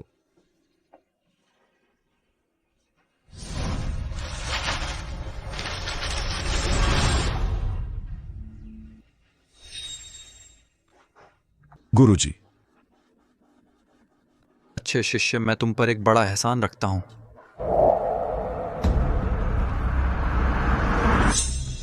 आत्मा गुरु बूढ़े, 3000 साल पहले जब मैं असली देवता बनने वाला था, मैंने बस कुछ हजार लोगों को पिघलाया था। तुम मेरे साथ मरने को तैयार हो गए। अब मैं ठीक हो गया हूं, मेरी शक्तियां पूरी तरह से विकसित हो गई हैं।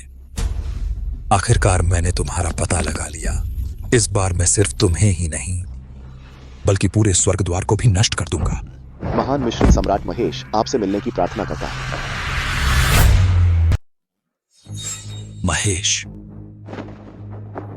आत्मा सम्राट महाराज, मेरे आत्मा मंदिर ने बार बार तुम्हारे टोंक शहर के लिए परिवार को बुलाया, लेकिन तुम और तुम्हारे पिता ने हर बार मना किया। आखिर इस बार सीधे आकर क्यों मिल रहे हो? मेरे पिता मर गए। टोंक शहर के यांग परिवार में एक शारीरिक साधक है जो स्वर्ग द्वार का युवराज भी है।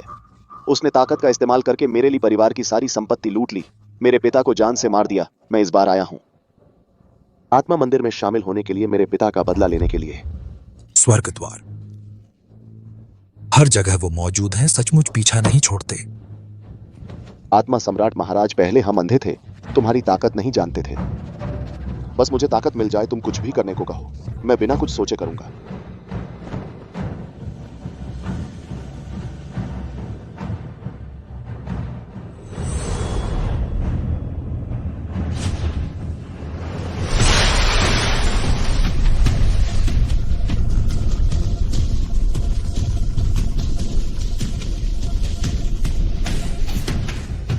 जाओ, मुझे तुम्हारी वफादारी देखने दो।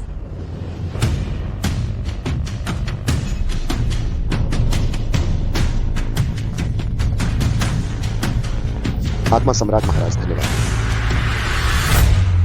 शारीरिक साधक और स्वर्ग द्वार का युवराज भी है। क्या यह फिर से वीर देवता का शरीर है? यह मामला इसकी अच्छी तरह योजना बनानी होगी। गुरुदेव ने मुझे साधना सिखाकर पहले ही बहुत बड़ा उपकार किया है, फिर रण या एहसान की क्या बात है? मैंने तुम्हें गलत नहीं समझा था। बुरा है, आत्मा सम्राट वह बूढ़ा फिर से हलचल मचा रहा है। मैं तुम्हारा गुरु, अब स्वर्ग द्वार वापस जाना है संभालने के लिए। तुम मेरे साथ चलो। क्या? मैं अर्जुन को ले जाना चाहता हूं, अपनी बहन के साथ। ठीक है, तो मैं तुम्हारा गुरु पहले चलता हूं। तुम स्वर्ग द्वार वापस आकर मुझसे मिलना। याद रखना, चाहे कुछ भी हो जाए, तुम्हें मुझे अपने गुरु को जरूर बताना।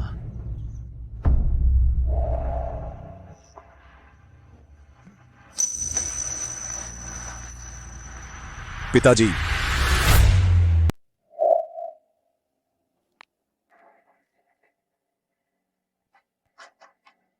पिताजी,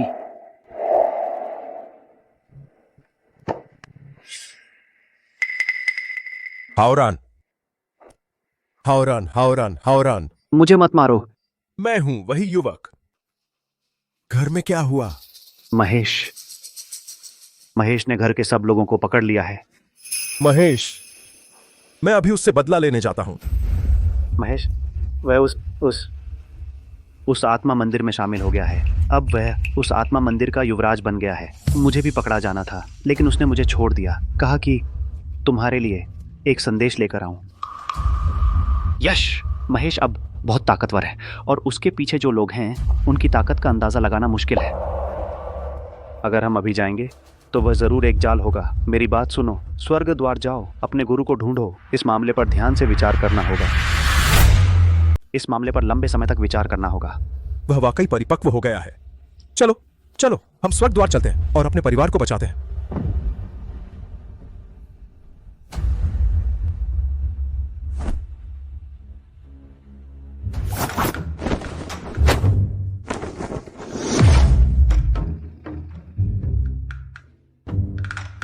बड़े भाई हो जी, बधाई हो, आपकी दिव्य कला में फिर से प्रगति हुई है।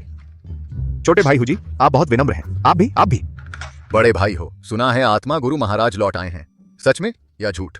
बिल्कुल सच है। अरे तू युवराज की सीट के लिए मुकाबला करना चाहता है क्या? आत्मा गुरु 3000 साल से नहीं है, युवराज की सीट भी 3000 साल से खाली है। यह पद हर कोई इस पर बैठना चाहता है। तो फिर ताकत के आधार पर ही तय होगा। बस हाल ही में निचले लोक से एक और गिरोह आया है, सहायक संप्रदायों के शिष्य। ये लोग निचले लोक के लोग, उनका दृष्टिकोण और ताकत हमारी बराबरी नहीं कर सकते। वे निश्चित रूप से हमसे प्रतिस्पर्धा नहीं करेंगे। लेकिन ये लोग बेकार हैं तो बेकार हैं, लेकिन अपने उन सुदूर कोनों में वे छोटे मोटे आदमी माने जाते हैं। डर इस बात का है कि वे घमंडी न हो जाएं और हमारे लिए मुसीबत खड़ी न कर दें। अगर ऐसा है तो क्यों न हम उन्हें एक सबक सिखा दें। निचले लोक के शिष्य आ गए हैं।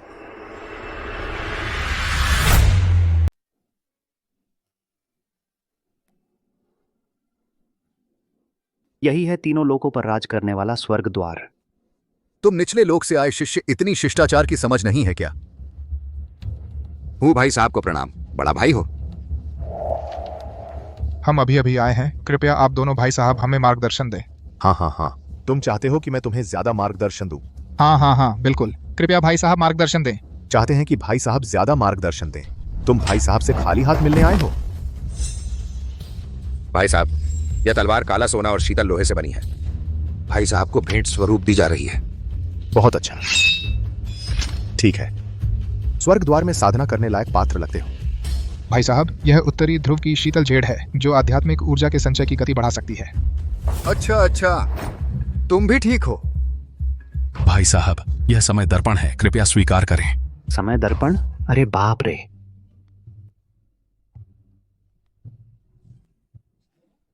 सच में जादू है। यह तो मेरे पिताजी जैसा दिखता है। भाई साहब, यह समय दर्पण हालांकि कोई उपयोगिता नहीं रखता, लेकिन इसमें इंसान बूढ़ा होकर कैसा दिखेगा वह दिखाई देता है। संग्रह करने के शौकीन साधकों के बीच इसकी काफी कीमत है। अच्छा। हालांकि ये बेकार चीजें स्वर्ग द्वार में सिर्फ शराब के पैसे जुटा सकती हैं, लेकिन फिर भी इससे पता चलता है कि तुम तीनों बहुत तेज समझ रखते हो। सब अच्छे अंकुर हो। निचले लोक में तुम्हारी प्रतिभा बर्बाद हो रही थी, स्वर्ग द्वार आकर तुमने सही जगह चुनी है। सब पास हो गए। भाई साहब का शुक्रिया। जाओ। तुम्हारी चीजें कहाँ हैं? नहीं है। नहीं है। क्या कहा? मैंने हिलने को कहा था। हाथ तो बहुत लंबे हैं तुम्हारे। पता है ये कौन सी जगह है? पता है, स्वर्ग द्वार। हाँ।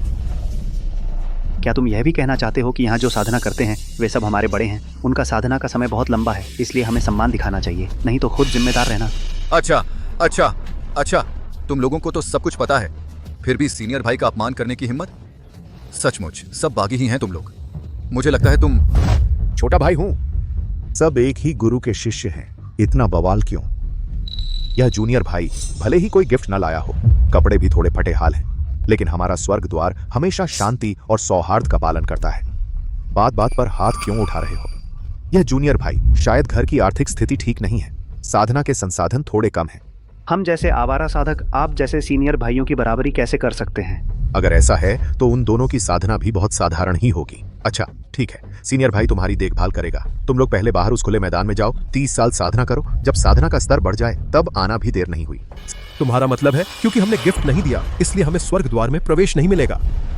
अरे यह कैसी बात है? सीनियर भाई की दयालुता को ऐसे कैसे नकार सकते हो? वह तो आकाश और धरती की ऊर्जा का केंद्र है, वहां साधना करने से तुम्हारा कोई नुकसान नहीं होगा। तुम झूठ बोल रहे हो, वह तो बिल्कुल एक बेकार पत्थर है। चलो चलते हैं, इनकी परवाह न करो। अगर मैं नहीं जाने दूं तो? तुम्हारी चलने वाली नहीं है। फिर से हाथ उठाना चाहते हो? सबने देख लिया, यह जूनियर भाई सीनियर भाई को चुनौती दे रहा है। मैं तो हाथ उठाने वाला नहीं हूं। जूनियर भाई एक बार फिर सोच लो।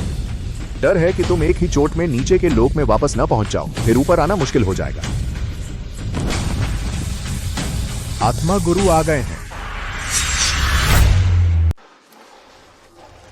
आत्मा गुरु महाराज को प्रणाम। ये सभी शिष्य निचले लोक से आए हैं। जी, यह शिष्य बहुत उदंड है। मैं और बड़ा भाई हो उसके भले के लिए था, उसे कठिन साधना करने के लिए कह रहे थे, लेकिन इसने हमारी अच्छाई को बुराई समझ लिया, हमसे हाथापाई करने लगा। हाँ आत्मा गुरु महाराज, हमारे स्वर्ग द्वार के भीतर हमेशा सद्भाव रहा है। ऐसा बिगाड़ू तत्व अगर ठीक से अनुशासित नहीं किया गया तो स्वर्ग द्वार की प्रतिष्ठा खराब कर देगा। कृपया आत्मा गुरु दंड दें। शिष्य। गुरुजी। वह आत्मा गुरु का प्रत्यक्ष शिष्य है। मैं सबका परिचय कराता हूं। यह यश है, मेरा प्रत्यक्ष शिष्य है। आगे चलकर यह स्वर्ग द्वार का युवराज होगा, तुम सबका बड़ा भाई होगा। यदापमेत दरितः। अभी तक प्रणाम क्यों नहीं किया? युवराज को प्रणाम। क्या? सूचना देता हूं आत्मा गुरु, यह शायद थोड़ा अनुचित है। वह निचले लोक से आया एक अकेला साधक है, वह हमारा युवराज कैसे बन सकता है? हाँ महाराज, हमें उसे युवराज मानकर प्रणाम करने को कहना, इससे लोग कैसे मानेंगे? कृपया दोबारा सोचिए। अपमानजनक। तुम लोगों को कोई शिष्टाचार है भी या नहीं? बड़े भाई स्वर्ग द्वार के प्रमुख हैं। प्रमुख महाराज के शब्दों पर तुम्हारी इतनी हिम्मत? जल्दी से घुटने टेको।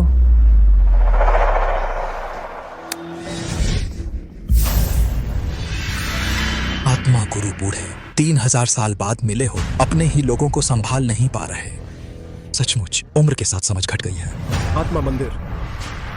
दादा। यश, हमने तुम्हें मुसीबत में डाल दिया।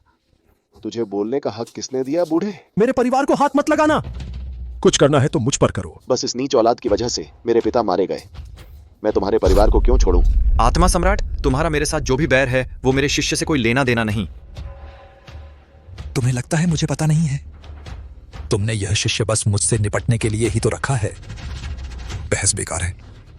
आज या तो स्वर्ग द्वार का पतन होगा या फिर मेरे आत्मा मंदिर का उदय। तुम क्या करना चाहते हो? क्या करना चाहता हूँ? मैं यश को जैसे उसने मुझे पहुंचाई थी वैसे ही चोट पहुंचाऊंगा। आज अगर स्वर्ग द्वार के युवाओं में से कोई एक भी मुझे हरा देता है तो सब शांति से रहेंगे, नहीं तो स्वर्ग द्वार का नाम बदलकर आत्मा हो जाएगा। एक छोटा सा आत्मा मंदिर जिसे आत्मा गुरु ने पिछली बार बुरी तरह हराया था, आज हिम्मत करके हमें चुनौती दे रहा है। मैं आता हूं। इतनी जोर से मारा, क्या तुम्हें लगता है कि स्वर्ग द्वार में कोई नहीं है?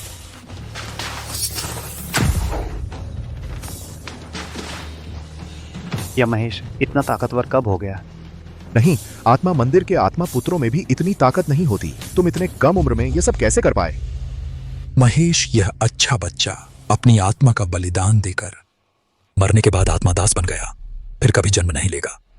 इतनी बड़ी कुर्बानी देने के बाद अगर तुम जैसे निकम्मों को भी नहीं हरा पाया तो मेरा आत्मा मंदिर भी बंद हो जाएगा। आत्मा बलिदान विधि। कोई इतनी डरावनी तांत्रिक विद्या इस्तेमाल करने की हिम्मत करता है? मुसीबत आ गई। इस तरह तीनों लोकों में कोई भी युवा उसका मुकाबला नहीं कर सकता। अब हम क्या करें? तू यहाँ क्या कर रहा है नौसिखिया? पागल हो गया है? तू क्या बकवास कर रहा है? हम दोनों मिलकर भी उसका मुकाबला नहीं कर सके। तू ऊपर जाएगा तो मौत को दावत देगा। यश, मत कर। यश, तुम महेश का मुकाबला नहीं कर सकते, भाग जाओ। यश, तुमने हमारे यश परिवार के लिए बहुत कुछ किया है। अच्छे से अभ्यास करो। जब तक तुम्हारी ताकत पर्याप्त नहीं है, हमारा बदला लेने की जबरदस्ती मत करना। यश, तुम आज हमारे बीच का सारा बैर एक बार में खत्म हो जाएगा। मुझे डर था कि तुम आओगे ही नहीं। हरामी, क्या तुम सच में सोचते हो कि मैं वही हूं जो 1 महीने पहले था? मैं तुम्हें दिखाता हूं कि आत्मा समर्पण के बाद मेरी ताकत कितनी डरावनी है।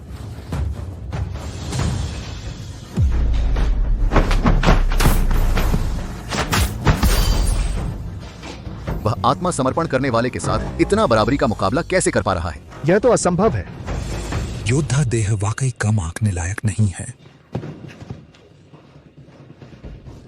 क्यों? क्यों? मुझे इतनी शक्तिशाली ताकत मिलने के बाद भी मैं तुम्हारा मुकाबला नहीं कर पा रहा। मैं मानने को तैयार नहीं। यह मुक्का तुम्हारी अहंकार के लिए है। यह मुक्का तुम्हारे द्वारा मेरे परिवार को पहुंचाई गई चोट के लिए है, और यह मुक्का तुम्हें मौत के घाट उतारने के लिए। रुको यश, अगर तुम नहीं चाहते कि तुम्हारे पिता की मौत हो तो अपनी योद्धा देह को नष्ट कर दो। योद्धा देह? क्या यही वह योद्धा देह है जो सदियों में एक बार मिलती है और जिसका दुनिया में कोई मुकाबला नहीं? वुशेन का है? वुशेन एक ऐसा शरीर है जो दुनिया में सबसे ज्यादा दाव के करीब है। इस शरीर वाले लोग सीधे प्राकृतिक की का अभ्यास कर सकते हैं, आमलिंग की का नहीं। कोई बात नहीं, तुम इतने तगड़े क्यों हो? कैसा लगा? अगर तुम नहीं चाहते कि तुम्हारे पिता हमारी तलवार के नीचे आ जाएं, तो चुपचाप अपना वुशेन शरीर नष्ट कर दो। आत्मा सम्राट, मुझे उम्मीद नहीं थी कि तुम इतने नीच हो। नीच? मेरी डिक्शनरी में सिर्फ जीत शब्द है, और जीतने के तरीके ऊंचे या नीचे नहीं होते। यश, अब भी समझदारी नहीं दिखाओगे? बेटा, उसकी बात मत सुनो। यश बेटा, पिताजी की पूरी जिंदगी दूसरों की नजरों से गुजरी है। मुझे पता है वह एहसास कैसा होता है। तुम्हें भी पता है, मेरी सबसे बड़ी उम्मीद यही है कि तुम कामयाब हो जाओ, मेरी तरह नहीं। आज तुम स्वर्ग द्वार के युवराज हो, अब मैं चैन से मर सकता हूं। अगर तुमने अपना शरीर नष्ट कर दिया तो पिताजी की आंखें भी बंद नहीं होंगी। हाँ यश सही कह रहे हैं, तुम्हारे पास ऐसी प्रतिभा है, एक दिन तुम दुनिया में अजेय हो जाओगे। उस वक्त आकर हमें बचा लेना, तुम जरा भी जल्दबाजी मत करना। अगर मैं अपना शरीर नष्ट कर दूं तो क्या तुम मेरे परिवार को छोड़ दोगे? यह सम्राट हमेशा अपने वचन का पक्का रहा है। ठीक है, मैं मानता हूं। शिष्य, अगर तुमने वो शेन शरीर नष्ट कर दिया तो इस दुनिया में कोई भी नहीं बचेगा जो इस आत्मा सम्राट का मुकाबला कर सके। तब हम सब उसकी तलवार के नीचे आ जाएंगे। लेकिन मेरा परिवार। यह सच है कि वे तुम्हारा परिवार हैं। यह गुरु होने के नाते भी मैं तुम्हारे लिए फैसला नहीं ले सकता।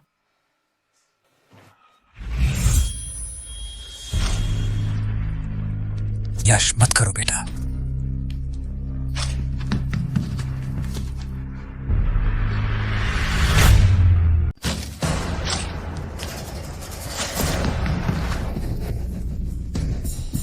आत्मा गुरु, तुम्हारे शिष्य का दिव्य शरीर नष्ट हो गया है। अब तीनों लोकों में कोई भी मेरा मुकाबला नहीं कर सकता। मेरे परिवार को छोड़ दो। सच में बेवकूफ है। तुम्हारा दिव्य शरीर खत्म हो गया है, अब तुम्हारे पास मेरे सामने खड़े होने की हिम्मत नहीं है। तो क्या हुआ? थोड़ी देर में मैं तुम सबको खत्म कर दूंगा। आत्मा सम्राट, क्या तू समझता है मैं मर गया हूं?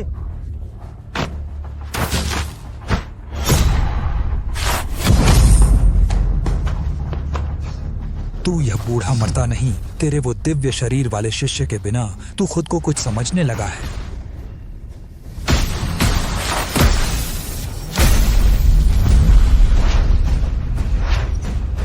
कायर, देखते हैं कब तक छुप सकता है।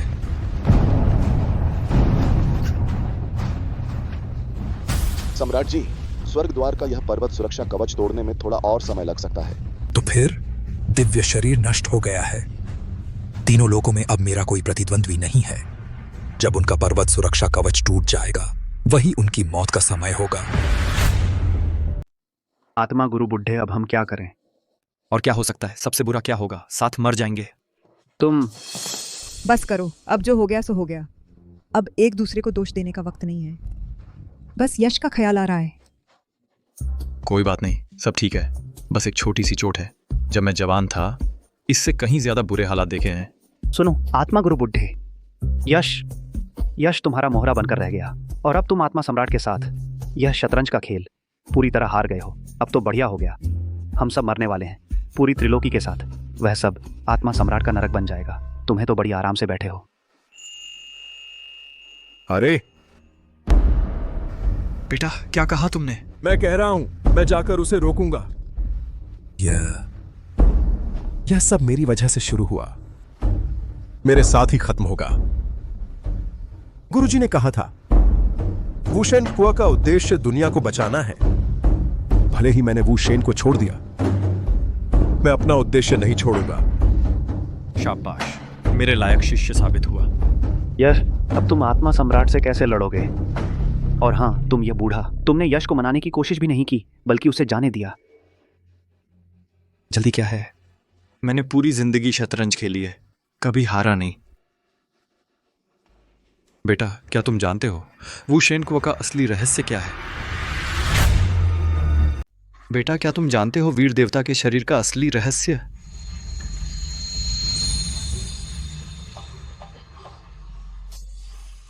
गुरुजी, ये सब, इस पेंटिंग में जो लोग हैं सब वीर देवता के शरीर वाले हैं। ये मैं हूं, बूढ़ा आदमी। गुरुजी, कैसे दूसरों की छवि इतनी साफ है और तुम्हारी इतनी धुंधली है? क्या तुमने वीर देवता का शरीर छोड़ दिया?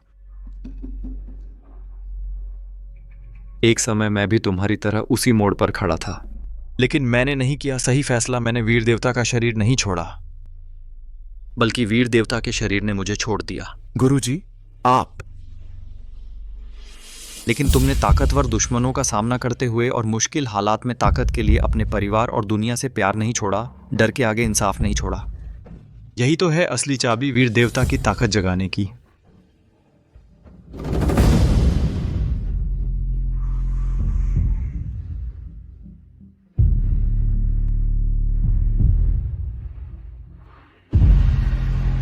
गुरुजी, यह ताकत कितनी जबरदस्त है। यह जाओ, आने वाले कल के खुद को निराश मत करना। यश, आप भी यश की बात कर रहे हो? वह निकम्मा तो भाग गया। भाग गया तो अच्छा हुआ। जब वह अपनी ताकत वापस पाकर लौटेगा तो तुम सबको जरूर मार डालेगा। ताकत वापस पाना कहां से पाएगा वापस? उसने तो खुद अपनी मार्शल आर्ट्स खत्म कर दी है। सुन लो मेरी बात, अगर यश अभी मेरे सामने खड़ा भी हो जाए तो भी मैं उसे एक ही मुंह में हरा दूंगा। यश, अब तो मौत सामने खड़ी है। अब भी ये सब चालबाजी कर रहे हो? मैं अभी मुड़कर देखता हूं। अगर मेरे पीछे कुछ नहीं है। यश, तू फिर कैसे वापस आ गया? यश, जल्दी भाग जा। मैं सोच ही रहा था कि तुझे कहां ढूंढूं। सचमुच बिना मेहनत के ही मिल गया। ऐसा है तो मैं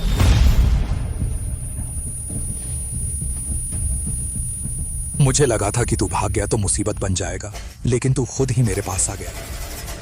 महेश, जल्दी से इसे मार डालो। मर जा महेश, तुम क्या देख रहे हो?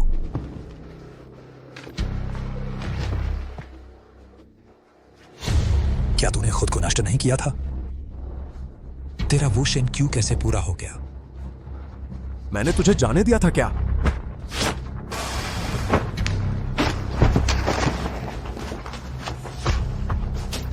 यश, नहीं भैया, यश साहब, मैंने पहचाना नहीं। मैं अंधा था, मुझे नहीं पता था कि आप इतने शक्तिशाली हैं। तू मुझे एक फूटने वाली हवा समझो। छोड़ दो, मैं फिर कभी नहीं। अगले जन्म में कम बुरे काम करना। वो शेन क्यों? तू मुझे छूने की हिम्मत करता है?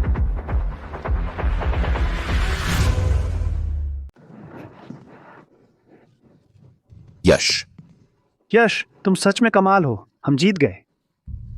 यश, तुमने तो अपनी प्रतिभा को नष्ट कर दिया था, फिर इतनी महारत कैसे हासिल की? इस बारे में मैं कुछ भी स्पष्टीकरण नहीं दे सकता।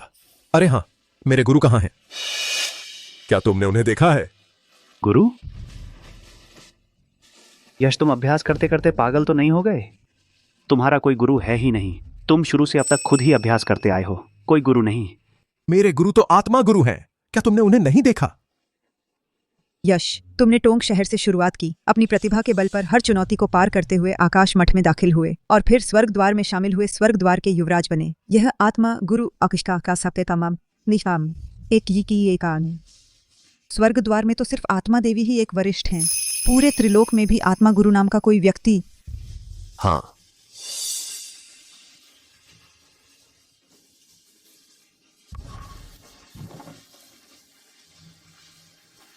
यश, तुम ठीक तो हो ना? मैं समझ गया।